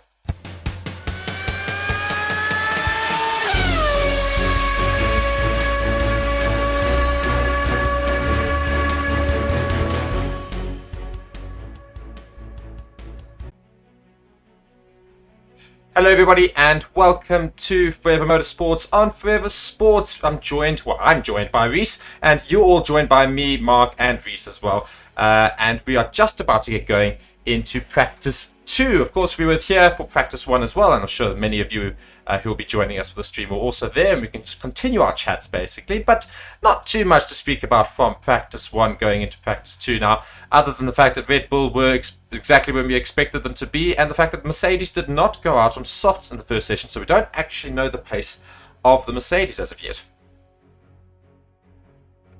Certainly from their medium runs, we expected them to be a little bit faster, but I mean, not too bad at the moment. They could still be trialing out their new wings that they have here this weekend. Yeah, we don't really know what their run plans are. They may just be focusing on long runs at the moment. We'll see what they do this session, though. Yeah, indeed. And if you guys are joining us and you are new, please be sure to hit that subscribe button, and otherwise like the video and turn on all notifications for future uploads as well with regards to Formula 1. And this stream is proudly brought to you by Bitdefender Cybersecurity. Bitdefender, I'm getting up there message quickly, sorry. Bitdefender Total Security brings major changes to the way online threats are detected and repelled. The new cyber threat intelligence technologies included can analyze and identify suspicious network level activities and block sophisticated exploits, malware, and botnet related URLs and brute force attacks. To learn more about Bitdefender's offering, please click on the link in the description and otherwise in the chat if it's not there already. I don't think it is quite, but nonetheless, you can go and check those out. Yeah, I mean, what do you think could happen this session, Reese? I mean, I think we'll get a few quali sims for sure, because it's going to be very similar to what we'll have tomorrow evening if it is dry. So we should get quite a lot of soft tire running and medium tire running. I don't know if we'll get too much running on the hard tires, but you never really know here. Indeed. And also, if all those people tuning in, be sure to come and join our membership profile as well. Come and become a member of the channel. You get some nice exclusive benefits, and otherwise, and you get a nice fancy little badge next to your name to show how important you are, which indeed you are. And we will definitely prioritize your comments over most if you are a member of the channel. Also, go and check the link in the description and some instructions on how you can stream the Formula 1 free and live. Just go check that out using one of our partners, ExpressVPN as well. So lots of partners and lots of things to go and check out. And we are all anticipating Practice 2, which is getting going in just about 2 minutes' time. Yes, not long left to go. It is still very warm and sunny out on track at the moment, so we should still get a few complaints from those drivers, well, saying that there's no grip out there. The track is still, of course, very green this weekend. There's going to be a lot of running out on track, so yeah, we will we'll see these times falling quicker and quicker throughout the weekend. So, I mean, Alonso managed to get himself up into the top in practice 1, right near the top there, just I think it was 4th position. I mean, do you think Aston Martin's car, I mean, it's been disappointing the last couple of Grand Prix weekends. Do you think they could make a comeback?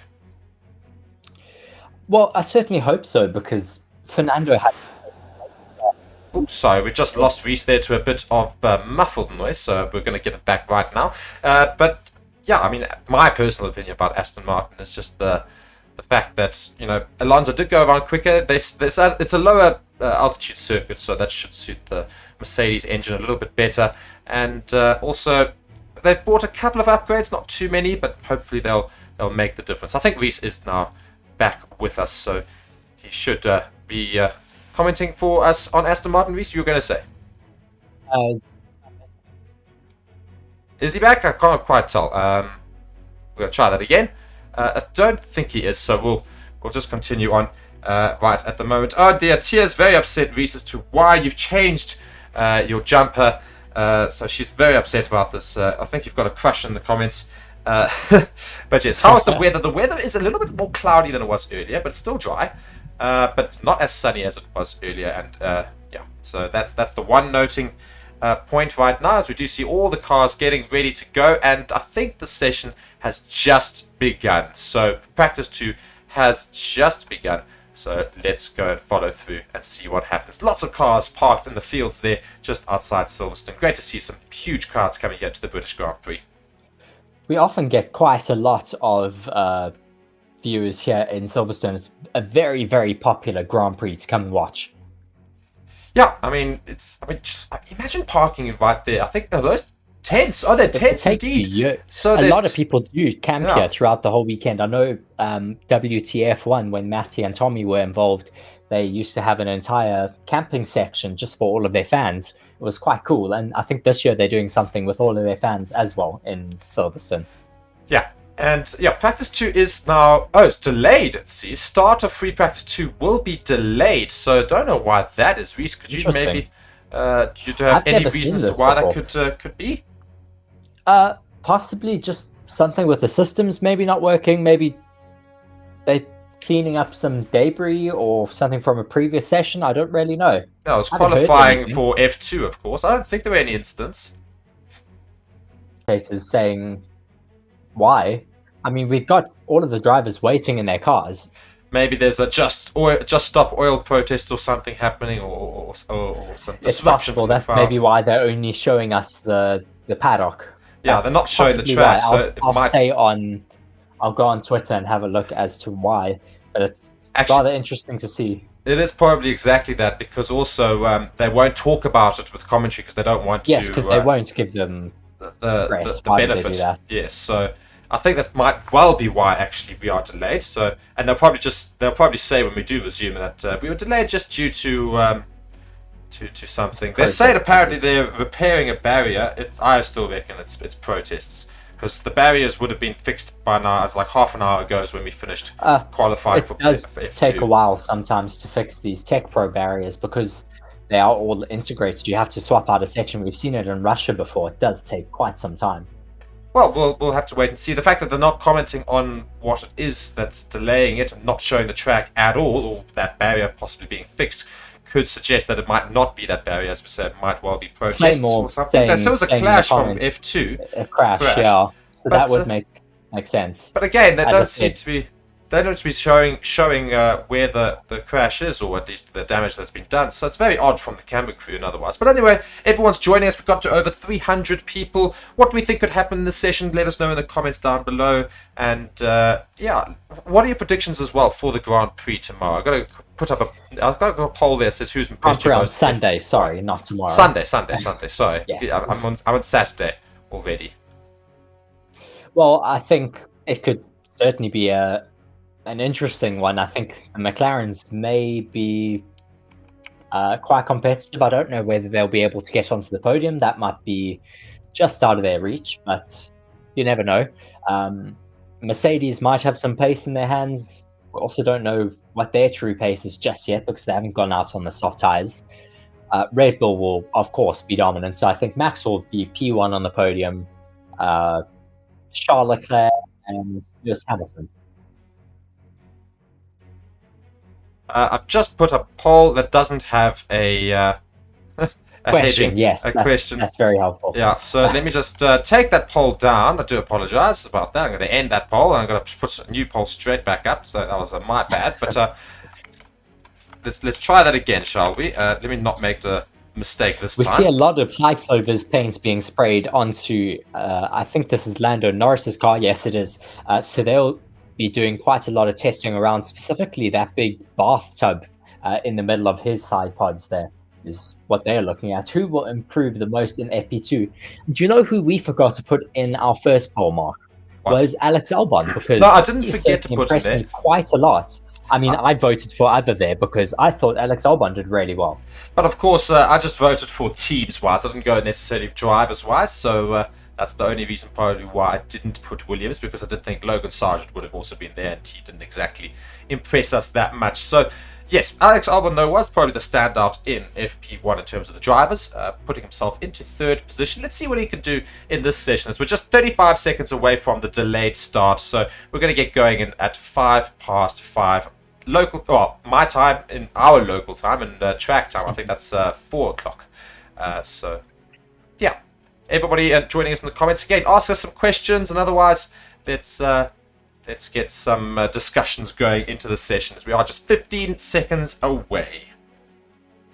Yes, please do let us know, as we said already, who you are supporting for this race weekend. We have Nick de Vries already at the end of the pit lane, waiting to get going. Green light is now being shown. And we also have, I think, Fernando Alonso's Aston Martin second out from the pit lane.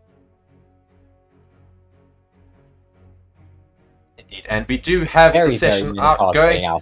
And no, there's still clouds around, but still clear skies now. The cameras were hidden a little bit by the clouds, but the clouds have subsided and they're just splattered across. It's actually a beautiful, beautiful day here in Silverstone. So great day for racing. And also, I mean, it's the one day of summer that Britain gets a year, so they're getting very chuffed that it happened to happen on the first day of the British Grand Prix weekend. So yeah. I was going to say, it's very lucky to have it around here. They're not having to sit in the rain as they usually do. Yeah. So we'll just reading in the comments, some people asking what Hamilton is going to do in the second session. Hopefully the Mercedes will be able to make some improvements this session, because they didn't necessarily show their hand in the first session. I think they do have a bit more pace, though, to show out here on track, as we do now have running for the second practice session. Yeah, so we do see Tia's there making a lot of comments there. I definitely think there's a big crush in the comments, Reese. I think I'd be concerned if it was a slightly... I'm supporting Reese at this race weekend. I feel offended, personally, that I'm not getting involved in all the love here. But otherwise, yeah, let us know, guys, in the comments your thoughts about the weekend. De Vries has... I think a start in the first fast lap, or I don't know otherwise, but just following on board with Fernando Alonso. Pretty much every car has come out this second session, with the exception of Hamilton, Magnussen, and Leclerc.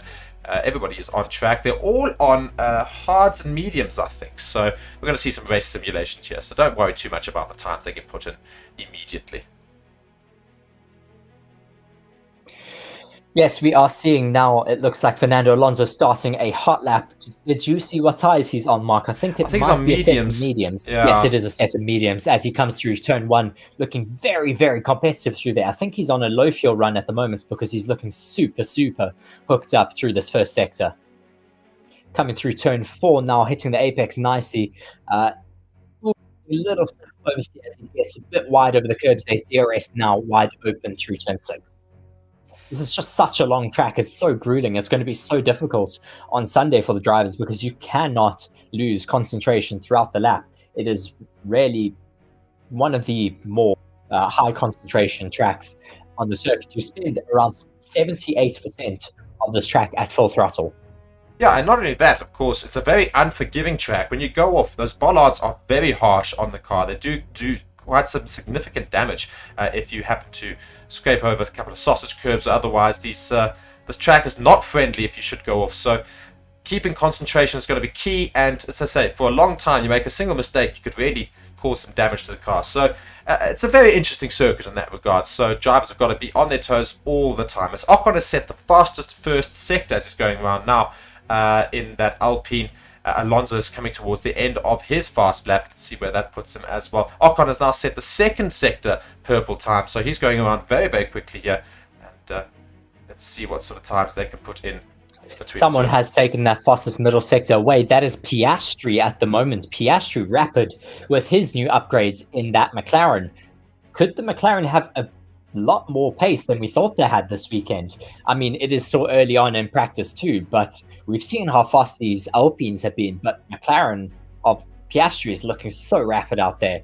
Looking a little bit loose though through that final corner, but he does go quickest with a 130.0 on that set of mediums. Yeah, so already we're approaching the 129 straight away in this session, whereas in session 1, of course, we struggled to get into those 129s for a while and only just got there, and a sub 129 I think was reached only by Max Verstappen.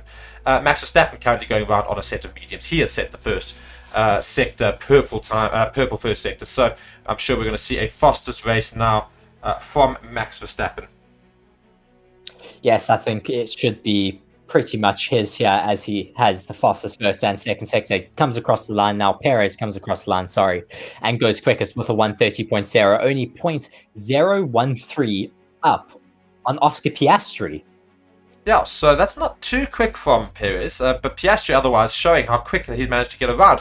Verstappen now crosses the line in a much quicker time, at 129.5, so 0.46 seconds quicker than Perez. Albon on a set of hards is set at 130.9. He moves himself into 9th position currently in terms of the fastest laps around today. But again, this is just a practice session. We're just going to be looking at data for most of the teams, and just see Nick de Vries really making some... Getting so wide. He's getting too wide onto the curbs there and just bottoming out his floor. Hopefully that won't cause too much damage. You don't want to do that too many times. Oh, exactly, and it just shows how unforgiving this track is. You see Nick de Vries there goes wide, and suddenly you just see how the floor takes some serious hits from those bollards. So yeah, I mean, it's just... Yeah, you cannot afford to go wide here. Nick de Vries also, I mean, news there, Reese, you told me earlier. I mean, I just want to let everybody else know what that news is. I mean, it looks like Red Bull is looking to... I mean, I'm on a lot of different forums on Facebook and different platforms, and I'm on a Dutch Red Bull forum on Facebook, and they've just been pushing this articles with, I think it's... what's the old boss's name at Red Bull? Gosh, I've just gone blank on his name. But anyway. Yes, well, he's saying that they're going to replace de Vries possibly by Zandvoort, which would be Nick de Vries' home race. That's going to be a very harsh one, that they should replace Nick de Vries before what would have been his home race.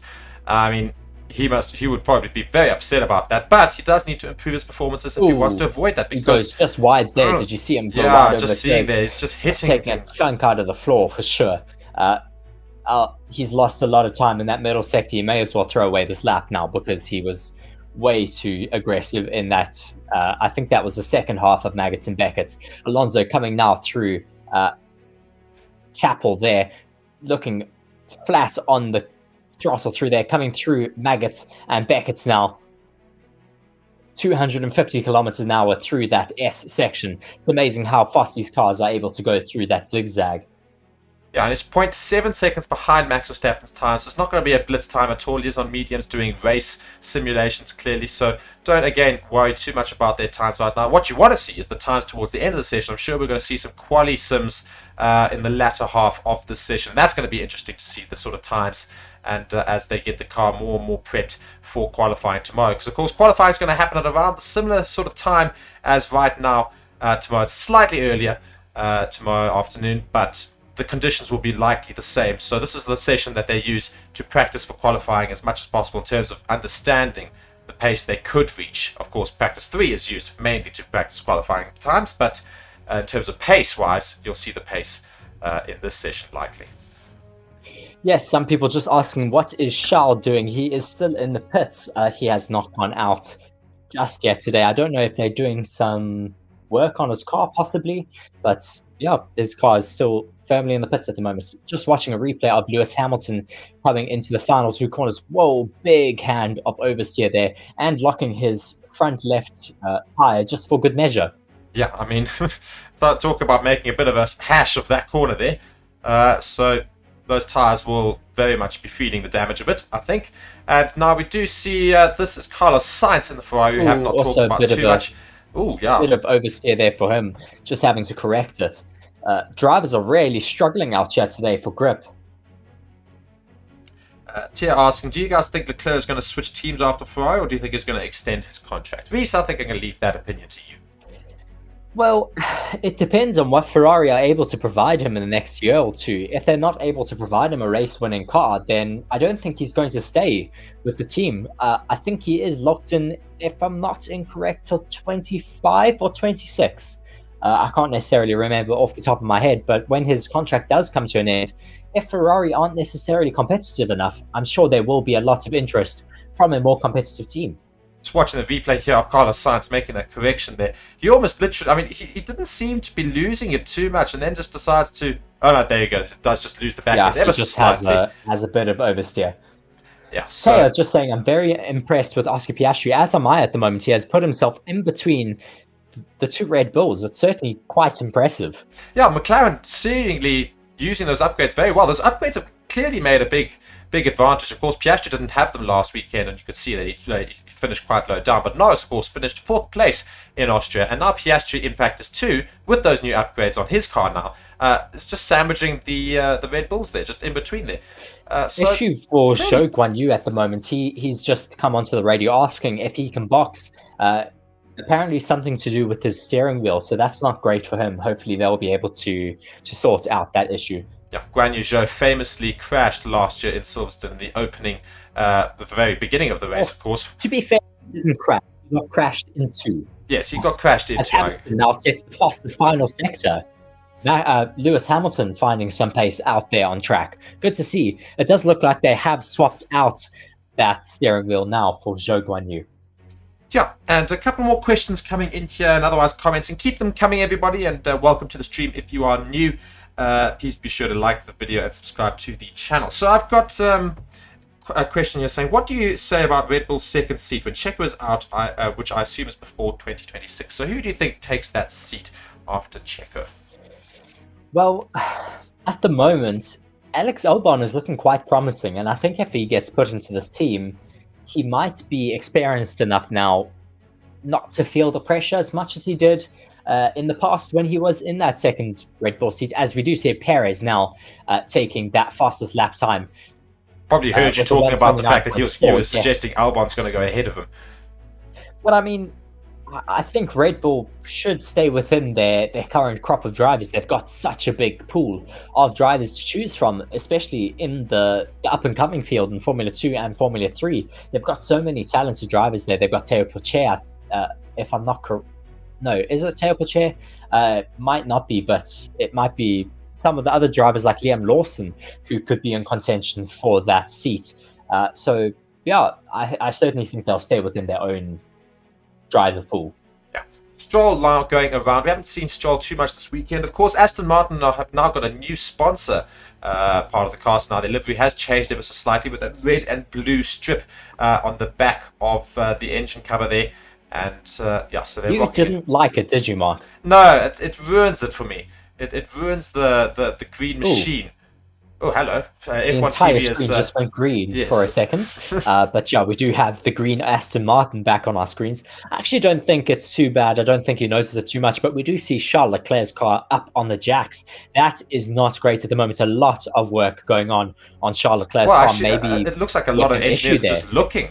They're more just no, looking they're blocking the view of the cameras there, Mark. That's Yeah. the second pit crew blocking the view of the cameras. So that's a bit they of a often problem. do that when there is major work going on. So either the engine bay is open or the entire floor is off. I think it may be the floor that they are trying to just protect at the moment. Yeah, so that's a bit of a problem there for Ferrari, having to sort out Charles Leclerc's car.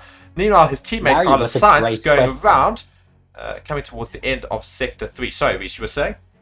Larry with a great question in the comment section, just saying, if all things were even, who do you guys think is the best driver overall right now? Verstappen seems to be the hungriest, but I'm not sure he's the best. I probably would say he is the best. I think Verstappen put him in any team, I think he will be absolutely dominant. We've seen how he's been up against some really, really strong teammates, and he's just completely ruined their careers. To put it lightly, really. I mean, he's so dominant at the moment, and I think even him in esports shows that, because he goes and does 24-hour races on the simulators and does super well, and that's in a completely different type of car. It just shows he's super hungry for all forms of motorsport to win. Yeah, Sainz meanwhile has gone around quickest now, 129.0, so we're approaching this 128 already. Alex Albon, notably on hard tyres, has gone quicker than Hamilton, who's on mediums. He's now up into 8th position. So Alex Albon continuing his great driving streak right now on those hard tyres. So, I mean, yeah, I would probably say, just go back to that earlier conversation, that Alex Albon is certainly primed to take that Red Bull seat from Checo when he should leave. Well, yeah, there is certainly a lot of controversy about that second seat. I mean, Perez will be wanting to hold on to it for as long as possible.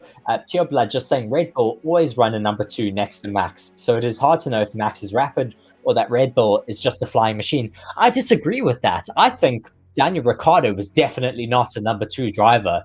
I mean, Max certainly made him a number 2 driver, but that's more to say about Max than Daniel Ricciardo. Yeah, I mean, look, I think anybody trying to question whether or not Verstappen is a fantastic driver and one of the best on the grid is just having a bit of an off day. Because Verstappen easily, I think if you went and put all of the drivers in even cars, the exact same car spec, I reckon you'd probably still see Verstappen winning. I think Lewis Hamilton will be right up there. I think Lando Norris will be right up there. And obviously Alonso. But I still think Verstappen wins that race. Yes, I mean, Verstappen, I think, is just really in his absolute prime at the moment. I mean, he's taking on big records like Ayrton Senna's race win records. I mean, he's doing very well at the moment. And albeit he is in a very fast car, but I mean, Perez is in the same car and hasn't had the same performances. It's not to say that Perez is a bad driver either, because I think a lot of people are discrediting Perez. I think a lot of people in the comments especially are right now saying, you know, he's a clear second driver. And yes, he is second driver to Max Verstappen, but to think that Sergio Perez is not a good driver, he worked his way up, obviously starting off in Force India, I think it was, and motored through the grid. To say Perez is not a good driver would be to forget his performances in Saudi Arabia against Fernando Alonso. I mean, if you weren't a good driver, you would not be able to take the race win, especially that start against Fernando Alonso. To be able to fend off from him was not an easy feat. I certainly have a lot of respect for Sergio Perez in that second seat. Yeah, so we move on though, nonetheless. We've got 43 minutes left of the session. Most of the cars are in the pits. Piastri is the one out. Zhou and Bottas, as well as Magnussen, the only cars out on the track at the moment. So still lots of work being done on Charles Leclerc's car, so he's not got a time out there yet. So something clearly wrong with the car. So we'll see what happens there. But also I'm going to use this break and chat about our partner Bitdefender for the weekend. Taya's going to say something in the comments. Yeah, I'm sure she will. She's going to say, and the Bitdefender man is back. Indeed, I am back. So Bitdefender's webcam protection. Protect your privacy and prevent webcam leaks. Bitdefender's webcam protection notifies you when apps try to access your webcam and lets you block unauthorized access. If you want to learn more about Bitdefender's webcam protection, then please click on the link in the description or in the chat. And you know something, on that webcam protection, lots of people do put tape over their webcams because they know that this sort of thing happens. So avoid using tape and other stupid things and just get Bitdefender so that it can do it all for you. Yeah, thank you so much to Bitdefender once again for sponsoring this weekend's Watchalong in Great Britain. We're very much appreciative of them. And nonetheless, everybody else joining us in the stream, be sure to like the video, subscribe, and comment down below who you're backing for this race. Yes, just a bit of a lull in activity at the moment, as we do have some of the first soft tire runners getting out on track now. I think this is it is Fernando Alonso out on a set of softs, so it should be quite interesting to see what lap times he can put in now, because the track has cooled down a little bit. I think that is what drivers were waiting for, because the clouds have covered the majority of the track, we do see a bit of sun in that final sector. Yeah, and also what I haven't really seen this weekend is which fans are supporting whom. Of course, there's lots of different teams the British fans could be supporting here. I mean, lots of car constructors here are technically British brands. I see the likes of McLaren and Aston Martin. Alpine is based in Britain, so is Mercedes. And there's lots of British drivers on the grid. So there's a lot of support for various teams. And just noting that there's quite a lot of Aston Martin support this year. Yes, I mean, I think because of the fact that they've become so competitive, it's been very, it certainly increased the viewership and the support for that Aston Martin, and I certainly agree with it. Also, having Fernando Alonso move into that team certainly helps because he has such a massive fan base. Indeed, and Fernando Alonso, speaking of, is going around the track on those softs. He's coming towards the end of Sector 1. This should be quicker than Sainz. If it isn't, it's going to be a problem. It's slower than Sainz, so I'm a bit concerned for Fernando Alonso there. We don't know what fuel load he's obviously running, but he's gone a little bit slower than Sainz in Sector 1, so let's hope that Sector 2 is a bit quicker. Going back to the comments here, love from South Africa, says Ngaka Nkosi. So welcome to the stream. Also got a few more comments coming in, and let's keep them coming. Let us know where you're watching from and where you're tuning in from as well. Just watching Fernando Alonso's first hot lap on those soft tyres. He goes a personal best in that first sector, fastest overall in the middle sector, 200ths up on everyone else at the moment. Yeah, so he's going towards the final sector now. I'm a little bit concerned with the fact that he's only just beating some of those times out on the track right now. Not much quicker on those softs than those just cars. Just wait, it's only the middle sector. You often see these soft tyres coming into their own in the final two sectors because they've just gotten up to temperature. As I said, that he does take that second fastest time now. Exactly, it's only second so fastest. Slightly behind Sainz's time. That is a bit concerning. That's what I'm saying. It's not as quick as I want it to be. It's only second. I was hoping he would be faster in the final sector.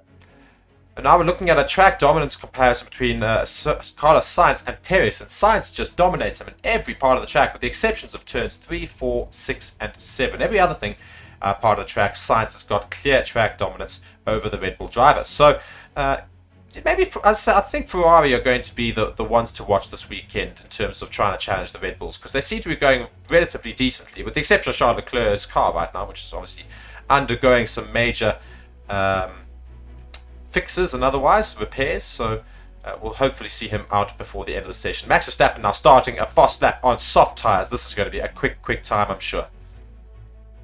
Yes, it should ramp up to be a very, very fast lap for Max Verstappen.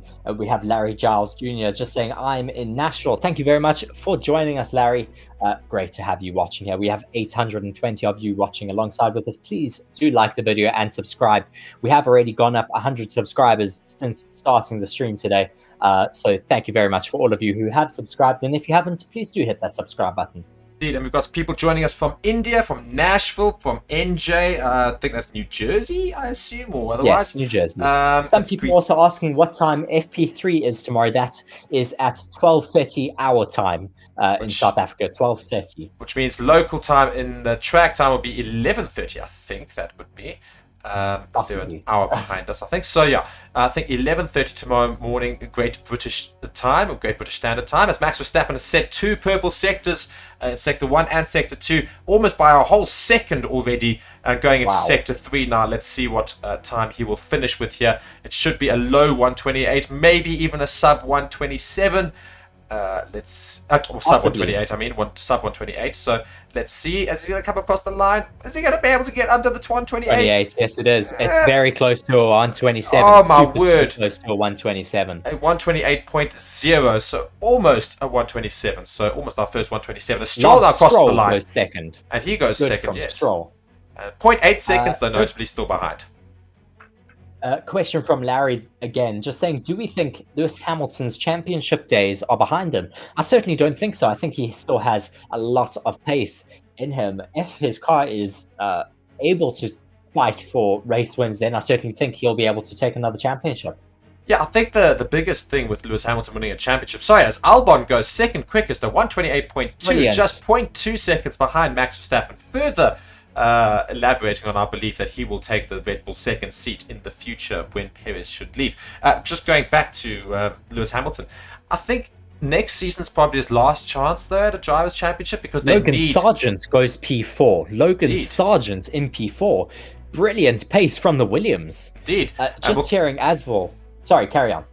Sorry. Can I just finish the Hamilton thing before otherwise I'll forget it. But I think next season's probably his last chance, I think, because if Mercedes is not as quick next season, surely Lewis Hamilton's pretty much started to get towards the end of his career, much like Fernando Alonso. Yes, well, I mean, he could still have quite a few more years in him, because we see Fernando Alonso's in his 40s. I don't think Lewis Hamilton's there just yet, so he could still have a long time and a long career in Formula One. And if he's in a fast car, I think he'll still have that pace, much like Fernando Alonso. Just going back to Alex Albon, though, from earlier this morning when we had that first session and Alex Albon was so rapid, I mean, we heard on the radio that it's true pace from them. They weren't running quali sims this morning. That was true pace from the Williams. They've made brilliant gains this weekend. Sure. I mean, maybe they'll finish in the Pure top 10 Blood again. crying. Pure Blood just having a cry saying 2 Williams in front of the Astons. I mean, certainly not what we expected.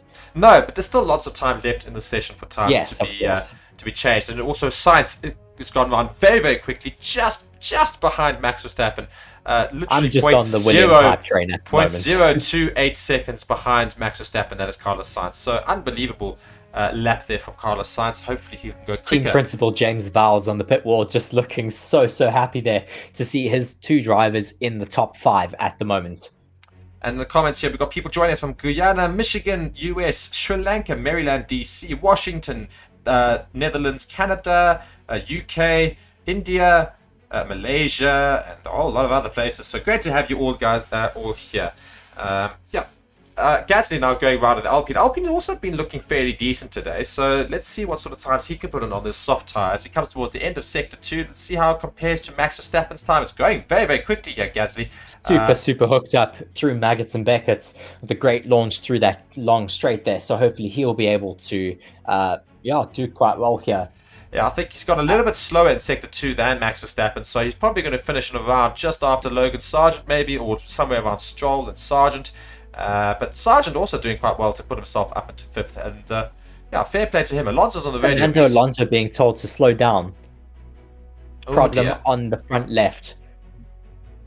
Not what you want to hear. He's got debris stuck in the front left. That is the issue. So maybe his brakes are just brake temperatures are absolutely skyrocketing at the moment. That's probably how they knew on the data. Not good to hear for Aston Martin, but they'll make their way back to the pits, hopefully fix that small issue, and then get back out. The Aston Martin's not very much impressive so far as compared to where they were in the beginning of the season. It's very depressing to see them drop off so far, so I'm really hoping they can improve before qualifying tomorrow. Meanwhile, the 2 Williams, as we say, 3rd and 5th right now, so very much doing very well. William Russell saying in the comment section, that is his name. He is not a George Russell or Williams fan. I'm just clarifying that for you. We found out that in the first session. Just giving his ranking. Verstappen, Alonso, Sainz, Albon, Norris, Hamilton, Ocon, Russell, Gasly, Perez, Leclerc, Hülkenberg, Piastri, Tsunoda, Stroll, Zhou, Sargent, Bottas, and De Vries. This is my opinion. Yeah. Oh dear, and now the other Aston Martin's got issues here. Lance Stroll just saying that his rearview mirror, his left rearview his mirror, wing mirror stay has snapped. So he's got big problems there. So both Aston Martins having to make their way back to the pits to go and get some fixes on their cars. Fernando Alonso with a front left issue on his tyres. There's something, a piece of debris or something there. Debris, possibly in his brake ducts, yes. He is being put into the pits now. But let's see. Sashiraj Sharma just saying, please say my name in the comment section from India. Thank you very much for joining us. 940 of you joining us at the moment. Please do like the video and subscribe if you enjoy our content. We do still have a lot of live streams for you this weekend. Mick Schumacher has the racing license because of his surname, Claymore says. I disagree with that. He did quite well in Formula 2 and Formula 3, winning the Formula 2 championship. So I certainly think he has proven his worth. And he does deserve that super license. I'm a bit of a Mick Schumacher supporter myself, so I will defend him as much as I can. Yeah, that much we definitely know. But we've got just 32 minutes left of practice 2 right now. Max Verstappen sits comfortably in the lead. Sainz just behind him there. Albon of the Williams in 3rd. Perez in 4th, and Sargent, the other Williams, in 5th right now. So 2 Williams are fighting very, very high up. And also, don't forget, Albon finished 3rd in the first session. And somebody was saying, oh, but it's just the first session, nobody cares. Now in the second session, sits 3rd again. So maybe the Williams do have a lot more pace than people realize. And as we made aware to us all, that's race pace. That's not necessarily qualifying pace. So, you know, this could be a big weekend for Williams. Yes, it could be a very big weekend for Williams. I mean, brilliant pace from them in their home Grand Prix. I mean, certainly not what we expected of Williams to make massive gains before the Mercedes. But you never know. It might not be 100% true, but they're looking around the Ferrari and Red Bulls. So it's super, super promising if it is. Hamilton now going round on softs. Now, this is the first time we've seen any Mercedes go round on softs. So let's see what sort of time he puts in comparison. Very, very slow. So I think he's just starting his lap again. No, he's backed off. 129.2. He's completely backed off. So that was a lap time from him. Yeah, so someone just asked me what time is quali tomorrow. It is at 4 p.m. in South Africa, so I think around 3 p.m. track time. Yeah, so concerns in the Mercedes pit, I think, right now, because Hamilton's just completed a lap on soft tyres and is way off the likes of even the Williams. So it might be to do with maybe race runs. We never know. It looks like they are busy taking off the brakes of Fernando Alonso's car just to check that actually they are putting it back together at the moment. I say. Yeah, so Charles is someone just asking if Charles is out. Charles is still in the pits. His car is up on jacks. I think they're trying to replace the floor. It looks like he might have either a new floor or some floor damage. Yeah, so just somebody confirming that it will be exactly as you said, 3 o'clock tomorrow afternoon, British Standard Time. That qualifying will begin. Just seeing Lewis Hamilton there, that's why he lost time in his lap. He went quite wide. He shouldn't have lost 1.2 seconds doing that, but he did ramp his car, possibly causing some damage to that middle of the floor. And now we're seeing that chrome, well I say chrome's half chrome. Half chrome. McLaren of Lando Norris start a hot lap on softs. Now, what can Lando Norris do? He's got the high-vis paint on, notably, to go around now. So, I mean, this is going to be a big weekend for Lando Norris. He's been ramping up his performances in the last couple of Grand Prix weekends, and now we can see the upgrades on the McLaren car clearly starting to do their thing. So let's see if... Just waiting for this first sector time to come through. It should come through any second. He is 0.2 seconds down on Verstappen's time at the moment. What can he do through the final 2 sectors? Hopefully this will put him well within that top 5, though. Norris's car has been heavily upgraded in Austria, and his teammate did receive those upgrades as well this race weekend, which is why he was so rapid through the first part of practice 2. I apologize, but hopefully Norris will be able to set quite a good middle sector as he is coming through there at the moment through Magnussen and Beckett. Comes past that marker now. Where does this put him? Made a slight adjustment, I noted there in Magnussen and Beckett, so might have lost a little bit of time there. He is quite a bit down, 0.7 down at the moment. That puts him around Lance Stroll territory at the moment. Yeah, so not really the quickest lap there for McLaren's Norris, but you know, we'll continue to watch it. It's all right. And not many other the main teams are out right now. Both see Perez has now made his way out. He's on an out lap, so we'll still see some laps from Perez. But otherwise, I see Alonso's been fixed and he's on his out lap now as well. So Fernando Alonso's issue has been fixed, so he'll make his way back out.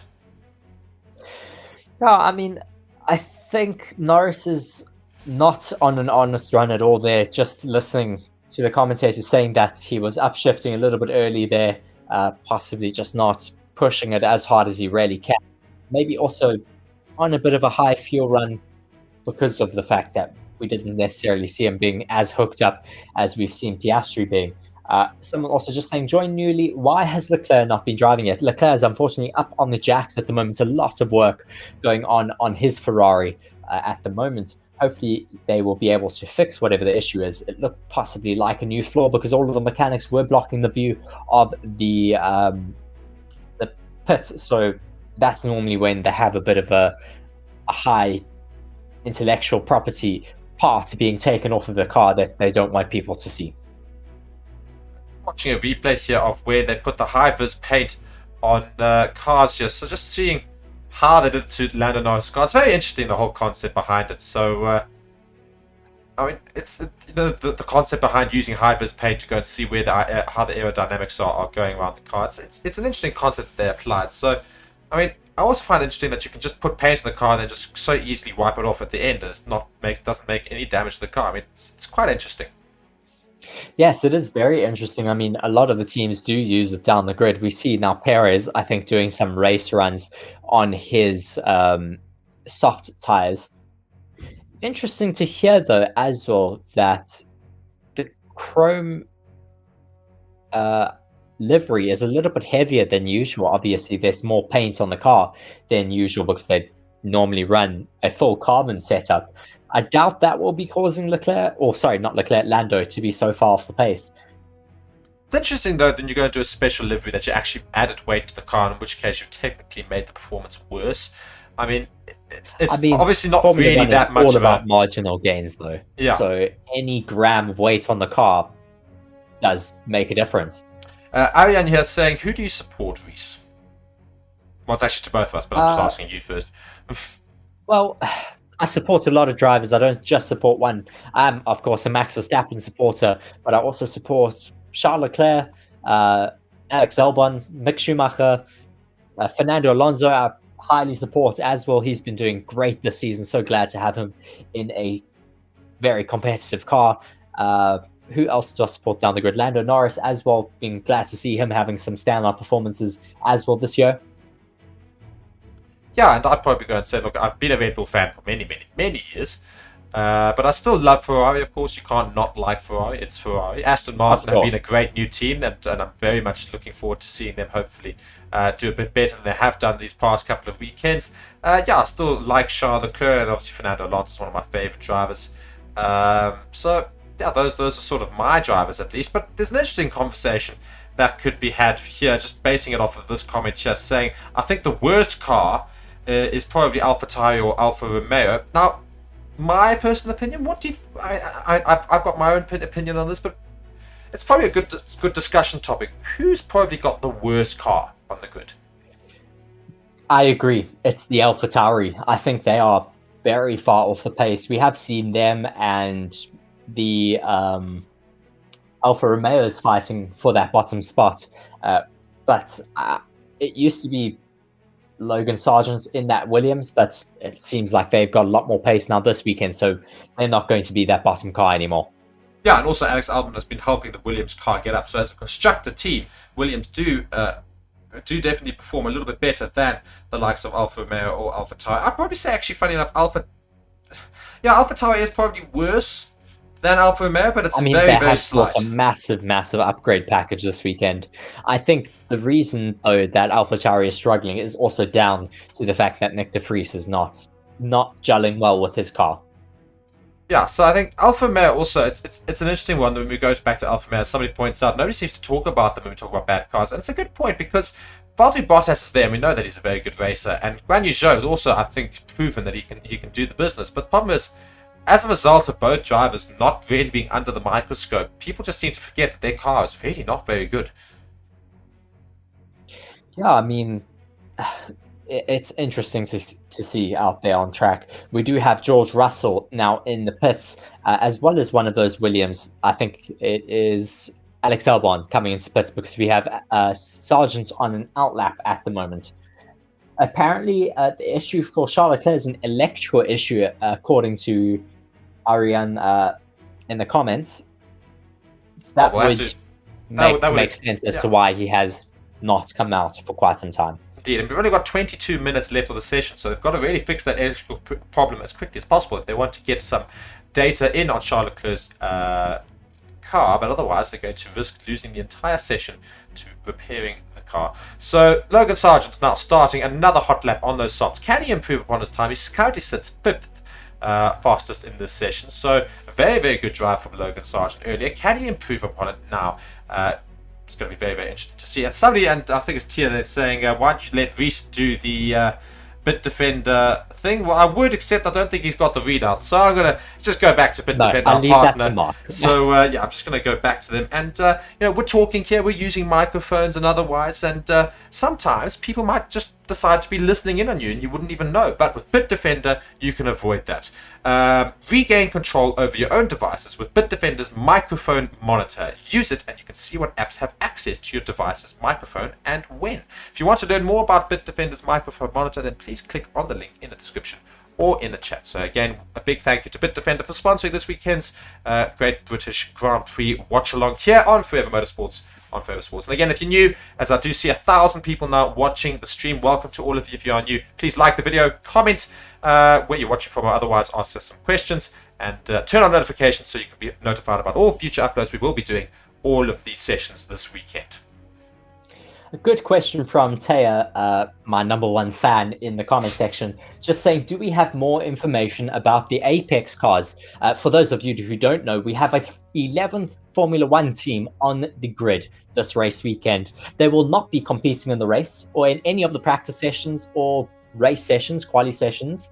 They are filming for the new Formula 1 based film called Apex, featuring Brad Pitt, and produced by Lewis Hamilton. And these Apex cars are based on a Formula 2 chassis with a Formula 2 engine, but with a Formula 1 style side pods, Formula 1 style rear wing, and a Formula 1 style front wing. So it's meant to look like a Formula 1 car, but it is with a Formula 2 engine so that Brad Pitt and the other actor are able to actually drive them. Yeah, there's two cars that have a pit lane. They've got engineers and mechanics and everything. So it's a fully fledged team, but it's just for one weekend. Yeah, so it's very, very cool to see. And if I was at Silverstone, I'd be very intrigued to see what happens. It's also a very good-looking car, too. You guys can go and check it out on Google as well. Just go and search the Apex car. As we just enter under 20 minutes left of practice 2. Sainz now chasing down Max Verstappen's quickest time. There's Sainz just behind him, but he has gone slower in that first sector. He's on softs right now, so let's see if he can improve in the second and third sectors as he reaches about 300 kilometers before coming towards Maggots and Beckett's in Sector 2.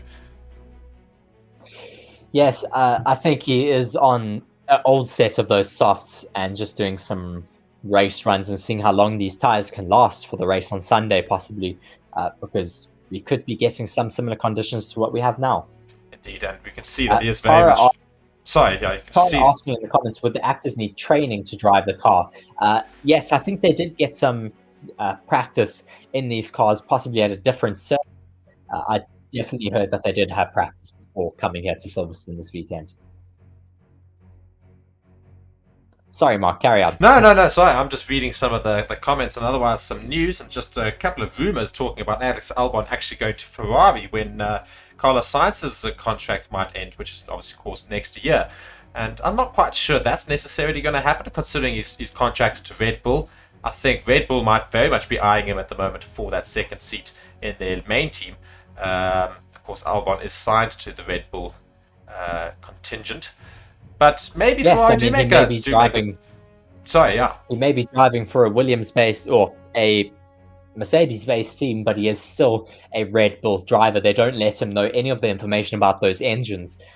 Stroll just saying, I just had a stone that hit my finger pretty bad, but I'll keep going. That we've heard that it's very, very sore when you do get hit by a stone while driving out on track.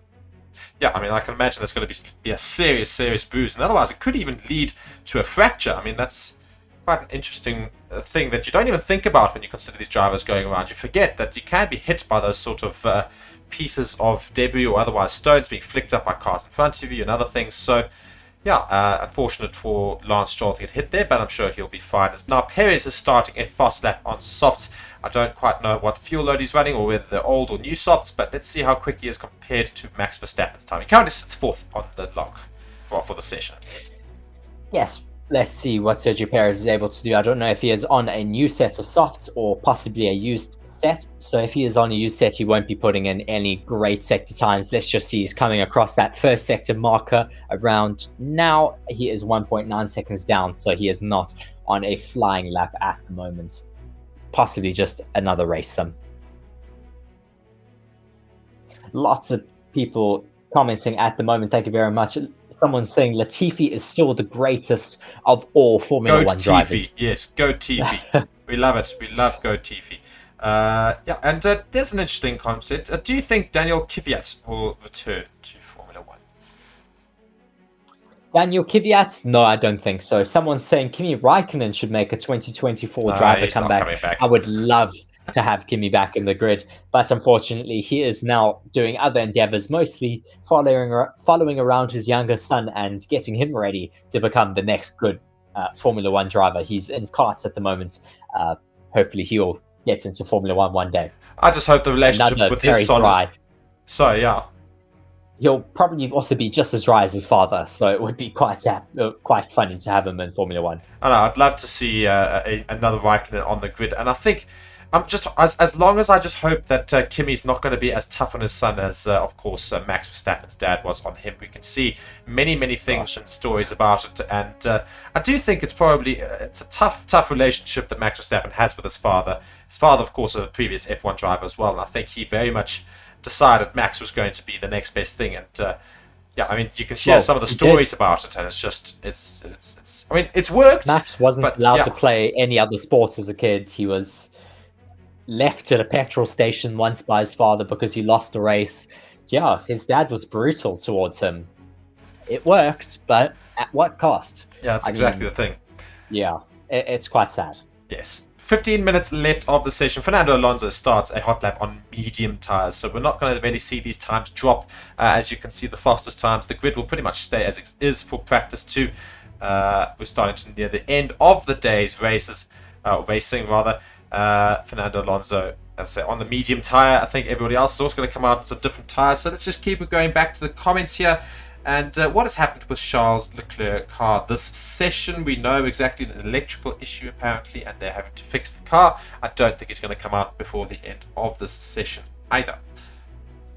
Also being asked by Andy, sorry to repeat the question, no problem, but about the worst cars, what are you saying about Max Verstappen? Will he be dominating if he is in an AlphaTauri or an Alfa Romeo? Because the cars are bad.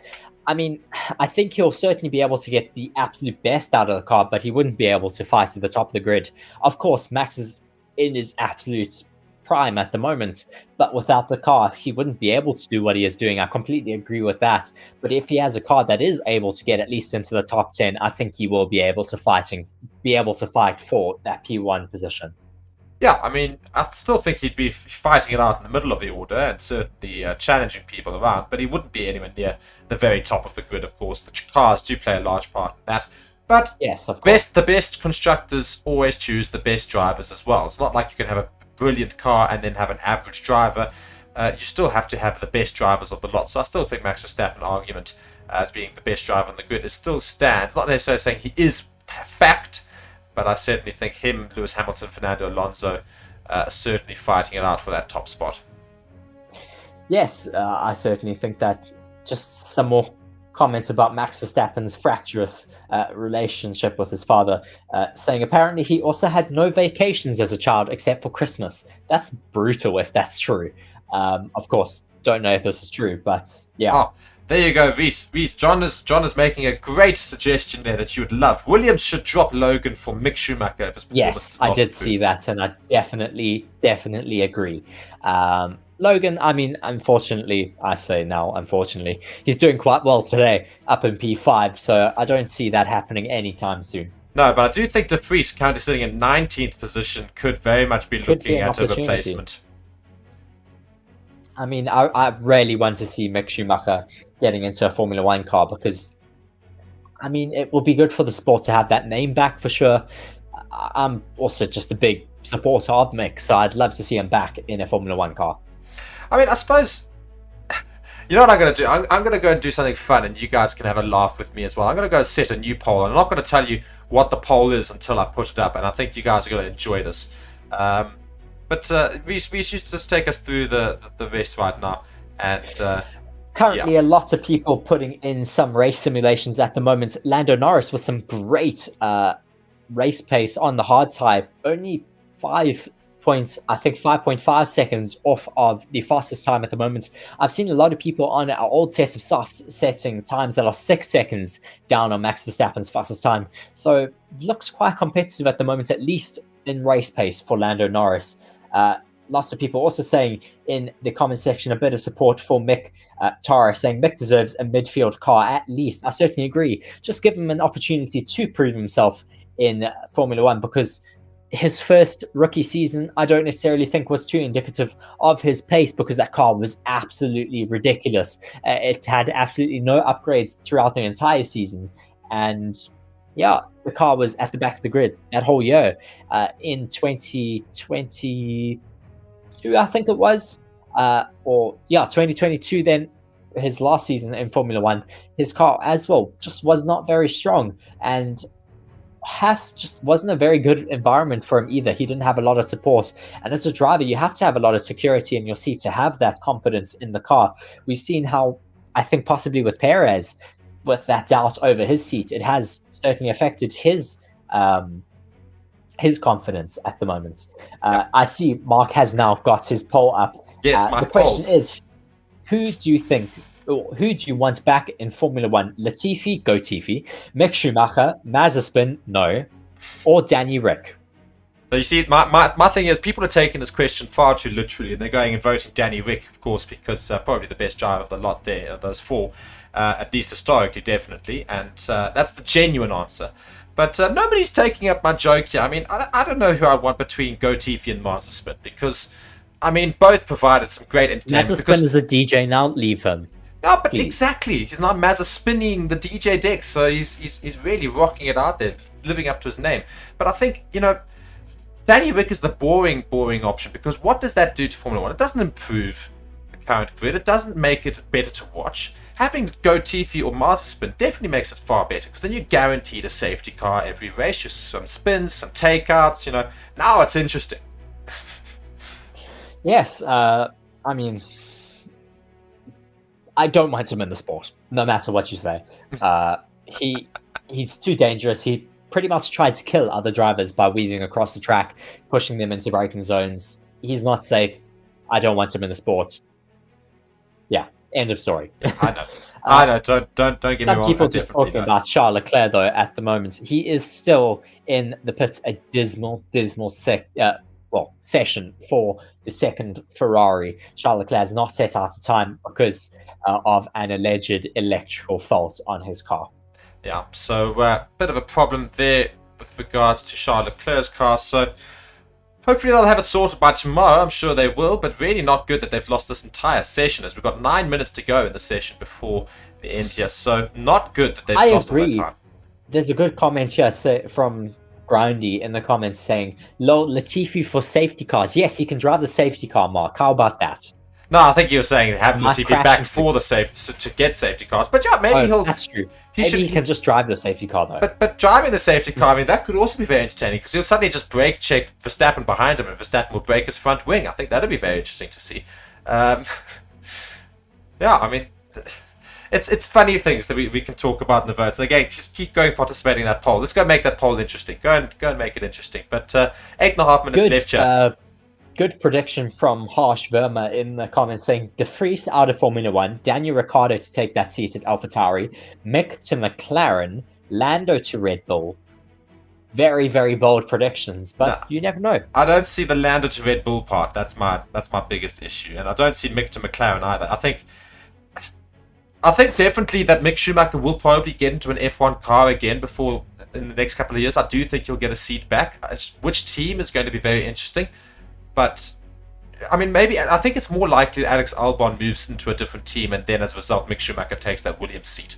I think that's more likely of the lot. Yes, it's going to be interesting to see what happens with all of those seats that are under question at the moment. We are still seeing running out on track. For those of you who are not interested in our conversations, we have Lewis Hamilton finishing up a lap at the moment. He finishes this lap with 130 something, 134.3, 134.3, 6.3 seconds off of their fastest lap at the moment. They are on old sets of softs at the moment, as is everyone else down the grid. Everyone just busy doing some race simulations on these soft tires to see how far they can go in their first stint on Sunday. Yeah, and I mean, I think people need to need to just chill out sometimes in terms of what they're seeing in the track right now. Don't get me wrong, Mercedes are currently low down on the grid with those cars, but we have no idea what their true pace is. They do seem to be doing race simulations right now rather than quali sims or otherwise trying to go around very quickly. They might have very high fuel loads on. The only time we'll be able to see the pace a bit more clearly is probably tomorrow in FP3 when they do some quali sims to try and get as quick as possible before qualifying later on in the day. So don't be too talking put about off. Mercedes. Yeah. Yes, well, a lot of people, well, someone just saying there that they're also doing a lot of testing, which I agree with. They're testing their new front wings. They've got a bunch of upgrades on their car. Just going down that upgrades list that did go over in FP1, but there is a whole bunch of upgrades, a list full of upgrades from all the teams down the grid. Red Bull have one upgrade, a new front corner. Mercedes have two, a front wing end plate and a front wing. McLaren have four, a front wing and nose, a rear corner and a rear suspension. Aston Martins have a new front wing and a new rear corner. Alpine have a new front wing. Alfa Romeo have floor bodies, floor fences, diffuser, rear corner and a new rear suspension. Haas have a new front suspension, new front corner and a new beam wing. Williams have a new front wing and a new rear wing. AlphaTauri have the biggest upgrade package of the lot, with a new floor body, a new floor fence, floor edge, diffuser, engine cover, rear suspension, rear wing, and a new beam wing. Basically, new car. I mean, a lot of people are just doing testing at the moment, so not necessarily very true to what pace is going to be at the end of this race weekend. This is very interesting. Science being told on the radio, Hamilton pace on the soft is 33.6 and 34 point something rather, and Science goes and says that's very fast. And yet, I mean, what are they judging that on? Do you think they're judging the fact that that's race pace, and maybe they're thinking that is actually very quick? I think they're looking at race pace at the moment on used softs. So maybe it is as a fact. I mean, right now we do see Mercedes 12th and 15th. I don't think they've done any simulations for quali, or at least on light fuel or new tires. So I think their times are very far off what they can actually achieve. I think they're just mainly doing data for the race itself because they know that's where it matters and that's where they've been struggling. So maybe that's exactly what it is. They're just doing a lot of testing on the actual race pace, and they'll worry about qualifying tomorrow. Yes, I mean, you may as well focus on your race pace. That's what is most important here, of course. Yeah, and then qualifying happens tomorrow evening, and wherever you get, I think you get. Rather have a good race pace than quali pace, but you don't want to fall too far behind in quali. Just a comment here from William Russell. Red Bull should do this. Fire Perez, hire Albon, fire De Vries, and hire Lawson, and Williams can hire Vesti or Vasseur. Yeah, interesting opinion there. I think it could happen certainly soon with De Vries being replaced. I mean, there's a lot of rumors going around that he is going to be replaced before Zandvoort, which is not too far away. As people saying in the comments there, maybe Mercedes is sandbagging. Indeed, maybe the Mercedes are sandbagging, but it's a very odd one to be sandbagging. Although, you know, it is the British Grand Prix. This is their home Grand Prix for Mercedes. The team, of course, they're based. I think it is at Silverstone, isn't it? It's at this very track. It's just down the road. I think Yeah. they're based in. I forget the. But the it's name of the right area next where they're door. based. Let's It put it is that very, way. very close to Silverstone. Yes. So yeah, I mean, maybe they're just trying to provide some entertainment, some late drama for the fans there. Of course, a lot of Mercedes fans there because Lewis Hamilton is, of course, their lead driver, and both Lewis Hamilton and George Russell are British drivers. So Mercedes will probably get the most of the support tomorrow. That McLaren team will also get quite a lot of support, one imagines, and you can't ever forget about the rest of the grid as well. Lots of supporters and lots of F1 fans coming out of Britain. Probably one of the most. I suppose I'd say the most, but it's not necessarily, but certainly one of the most passionate countries about Formula One. That is Great Britain. So yeah, I agree with a lot of the comments in the comment section who are really spamming it at the moment because they're upset about us talking about Perez being fired. I think he'll keep his seat certainly to the end of his contract, as Naughty88 says there. Yeah, I don't think he'll lose his seat before the end of that contract. Yes, interesting name. But nonetheless, yeah, he's done a good job as a second driver in that team.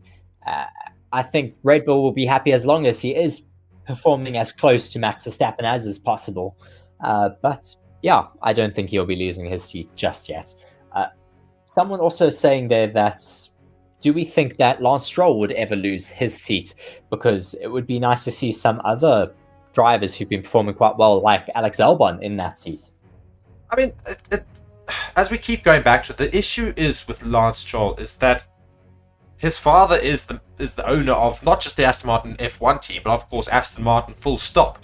So it's very difficult to just take him out of that seat. Of course, if he does terribly, you'd have to warrant it, and you can't protect your son at that point. But as long as he's doing all right, which is what he basically is doing, he's doing well enough to keep his seat so that his father can basically justify keeping him there. There's no doubt there could probably be a quicker driver in his seat and in that Aston Martin.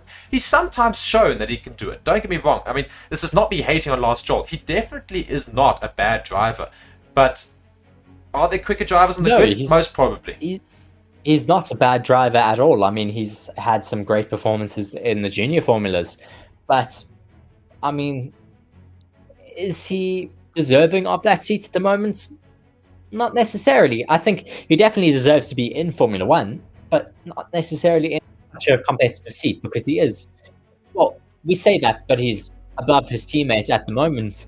But at other races, he's been just outperformed by his teammate. I mean, the likes of Hulkenberg and that Haas, if you swapped Hulkenberg and Stroll, that would probably be a more justifiable sort of position. Hulkenberg's been racing very, very well this year in that Haas, doing the best he can in what is a rather terrible car come race day. But, it's those sort of things. It's not that Lance Stroll's not a good driver. Definitely deserves, as Reece says, to be in Formula One. It's just which team and where he should be. It's just he's probably in a too high a position compared to his driving ability. Yes, well, it's frustrating because, I mean, we know he's a good driver, but he hasn't been able to match Fernando Alonso. I keep saying that, the fact that he's above him at the moment, though, so we could be seeing a bit of a turnaround at the moment for him.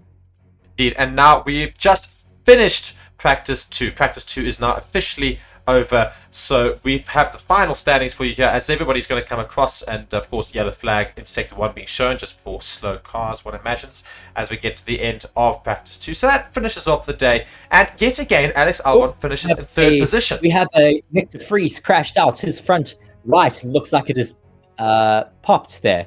Yes, indeed. Actually, I thought the yellow flag was just it for... definitely is. It's definitely a... Yeah, yeah, you can just see as he's going. As he's going, the whole car is just shifting there. He's got something in the tire. It almost looks like it's a nail or something. But yeah, so that's not gone well for Nick de Vries. Right at the end of the session, literally. No, it's a big lock up there for him, unfortunately. Someone just asking long run pace, please. What would you like to know? Yeah, who looks strongest at the moment? I think the McLarens certainly seem to be very strong. The Ferraris also look like they're strong, and of course, expectedly I did see that. It's a very, very long lockup for him. It just let go before the braking zone. If you notice there, it just popped before the braking zone. Indeed, my word. Big issue there. That's quite concerning, though, because this is a new type of tire. We don't want to see new issues with new tires. AlphaTauri's engineers watching that, and they just look so dejected afterwards as well, though. They're just seeing the fact that, oh my word, those are problems that we're going to have to go sort out this evening. So yeah, not a great finish for Nick de Vries and the AlphaTauri team, who've brought new upgrades to the track and are sitting stone dead last. Charles Leclerc was not able to come out in this session. So Reece, let's just summarize what's happened today, I think. Yes, well, today's been quite interesting. I mean, we've had some massive outliers within the top 5. We've got Lance Stroll in P3, Logan Sargent in P5 at the end of P2. We had Alex Albon, I think, in P2 at the end of P1, or practice 1, I mean. Yeah, it's been a very interesting day to see the Williams making massive gains. A lot of people talking about the Mercedes, of course, being a bit off the pace. But as we've been saying, and as a lot of people in the comments have been saying, they are testing their new upgrades this weekend, testing their new front wings. and those new floor edges that they do have. Yeah, and I'm actually going to take us across into the next studio, so you guys can have a look at those times quickly before I change across. So we have Max Verstappen finished first, Sainz second, Albon third, Perez fourth, Sargent fifth, Stroll 6, Hulkenberg 7, Gasly 8, Piastri 9, and Alonso in 10. And we are now in our studio. So, yeah, welcome to the Forever Sports studio. We're just going to quickly wrap up day one, I think. So, I mean, yeah, the Williams probably looking very much the best team of the lot after today. Yes, I mean, in terms of like the notability. I mean, sorry, Williams. Yeah, they seem to have quite a lot of pace. Apparently, they are running a very, very low downforce setup, which could possibly be why they've got a lot of pace here. Hopefully, it means that they are still going to be fast enough, though, in race pace. It might help them quite a lot. Hopefully, it doesn't mean that their degradation is too high, because that could certainly affect them during the race. But, I mean, there's still everything to play for with the Williams up in P3, or within the top 5. We've got 2 Williams, something we haven't seen in a very, very long time.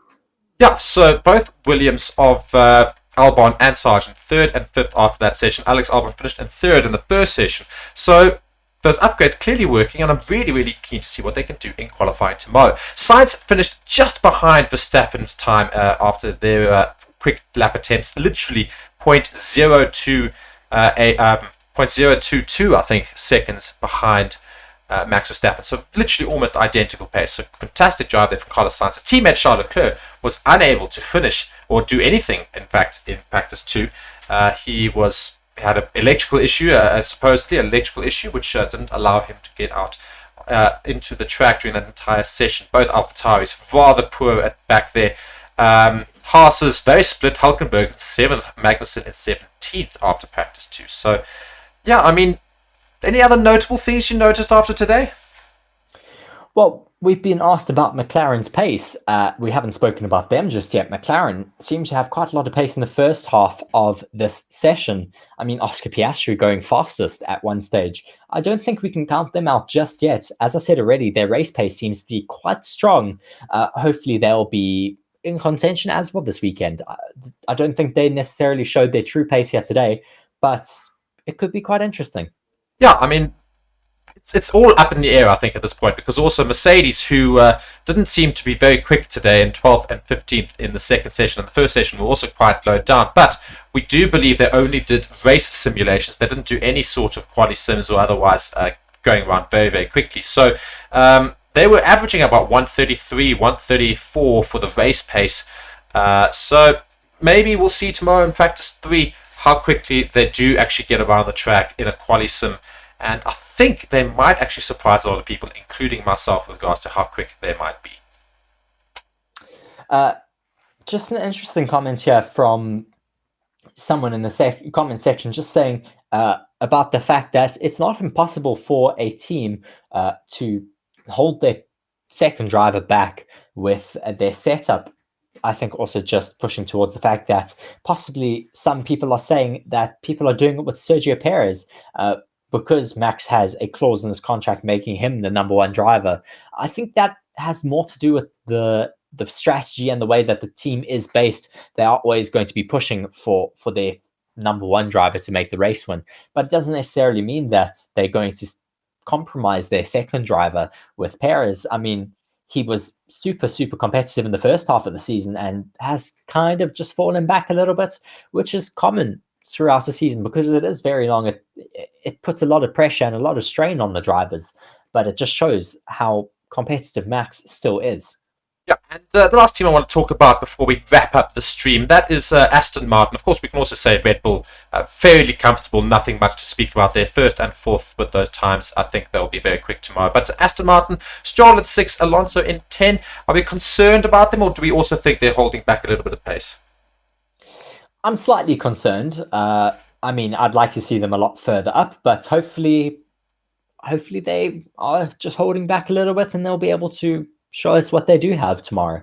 I mean, we'll be seeing, I think, the majority of the true pace from all of the cars tomorrow afternoon.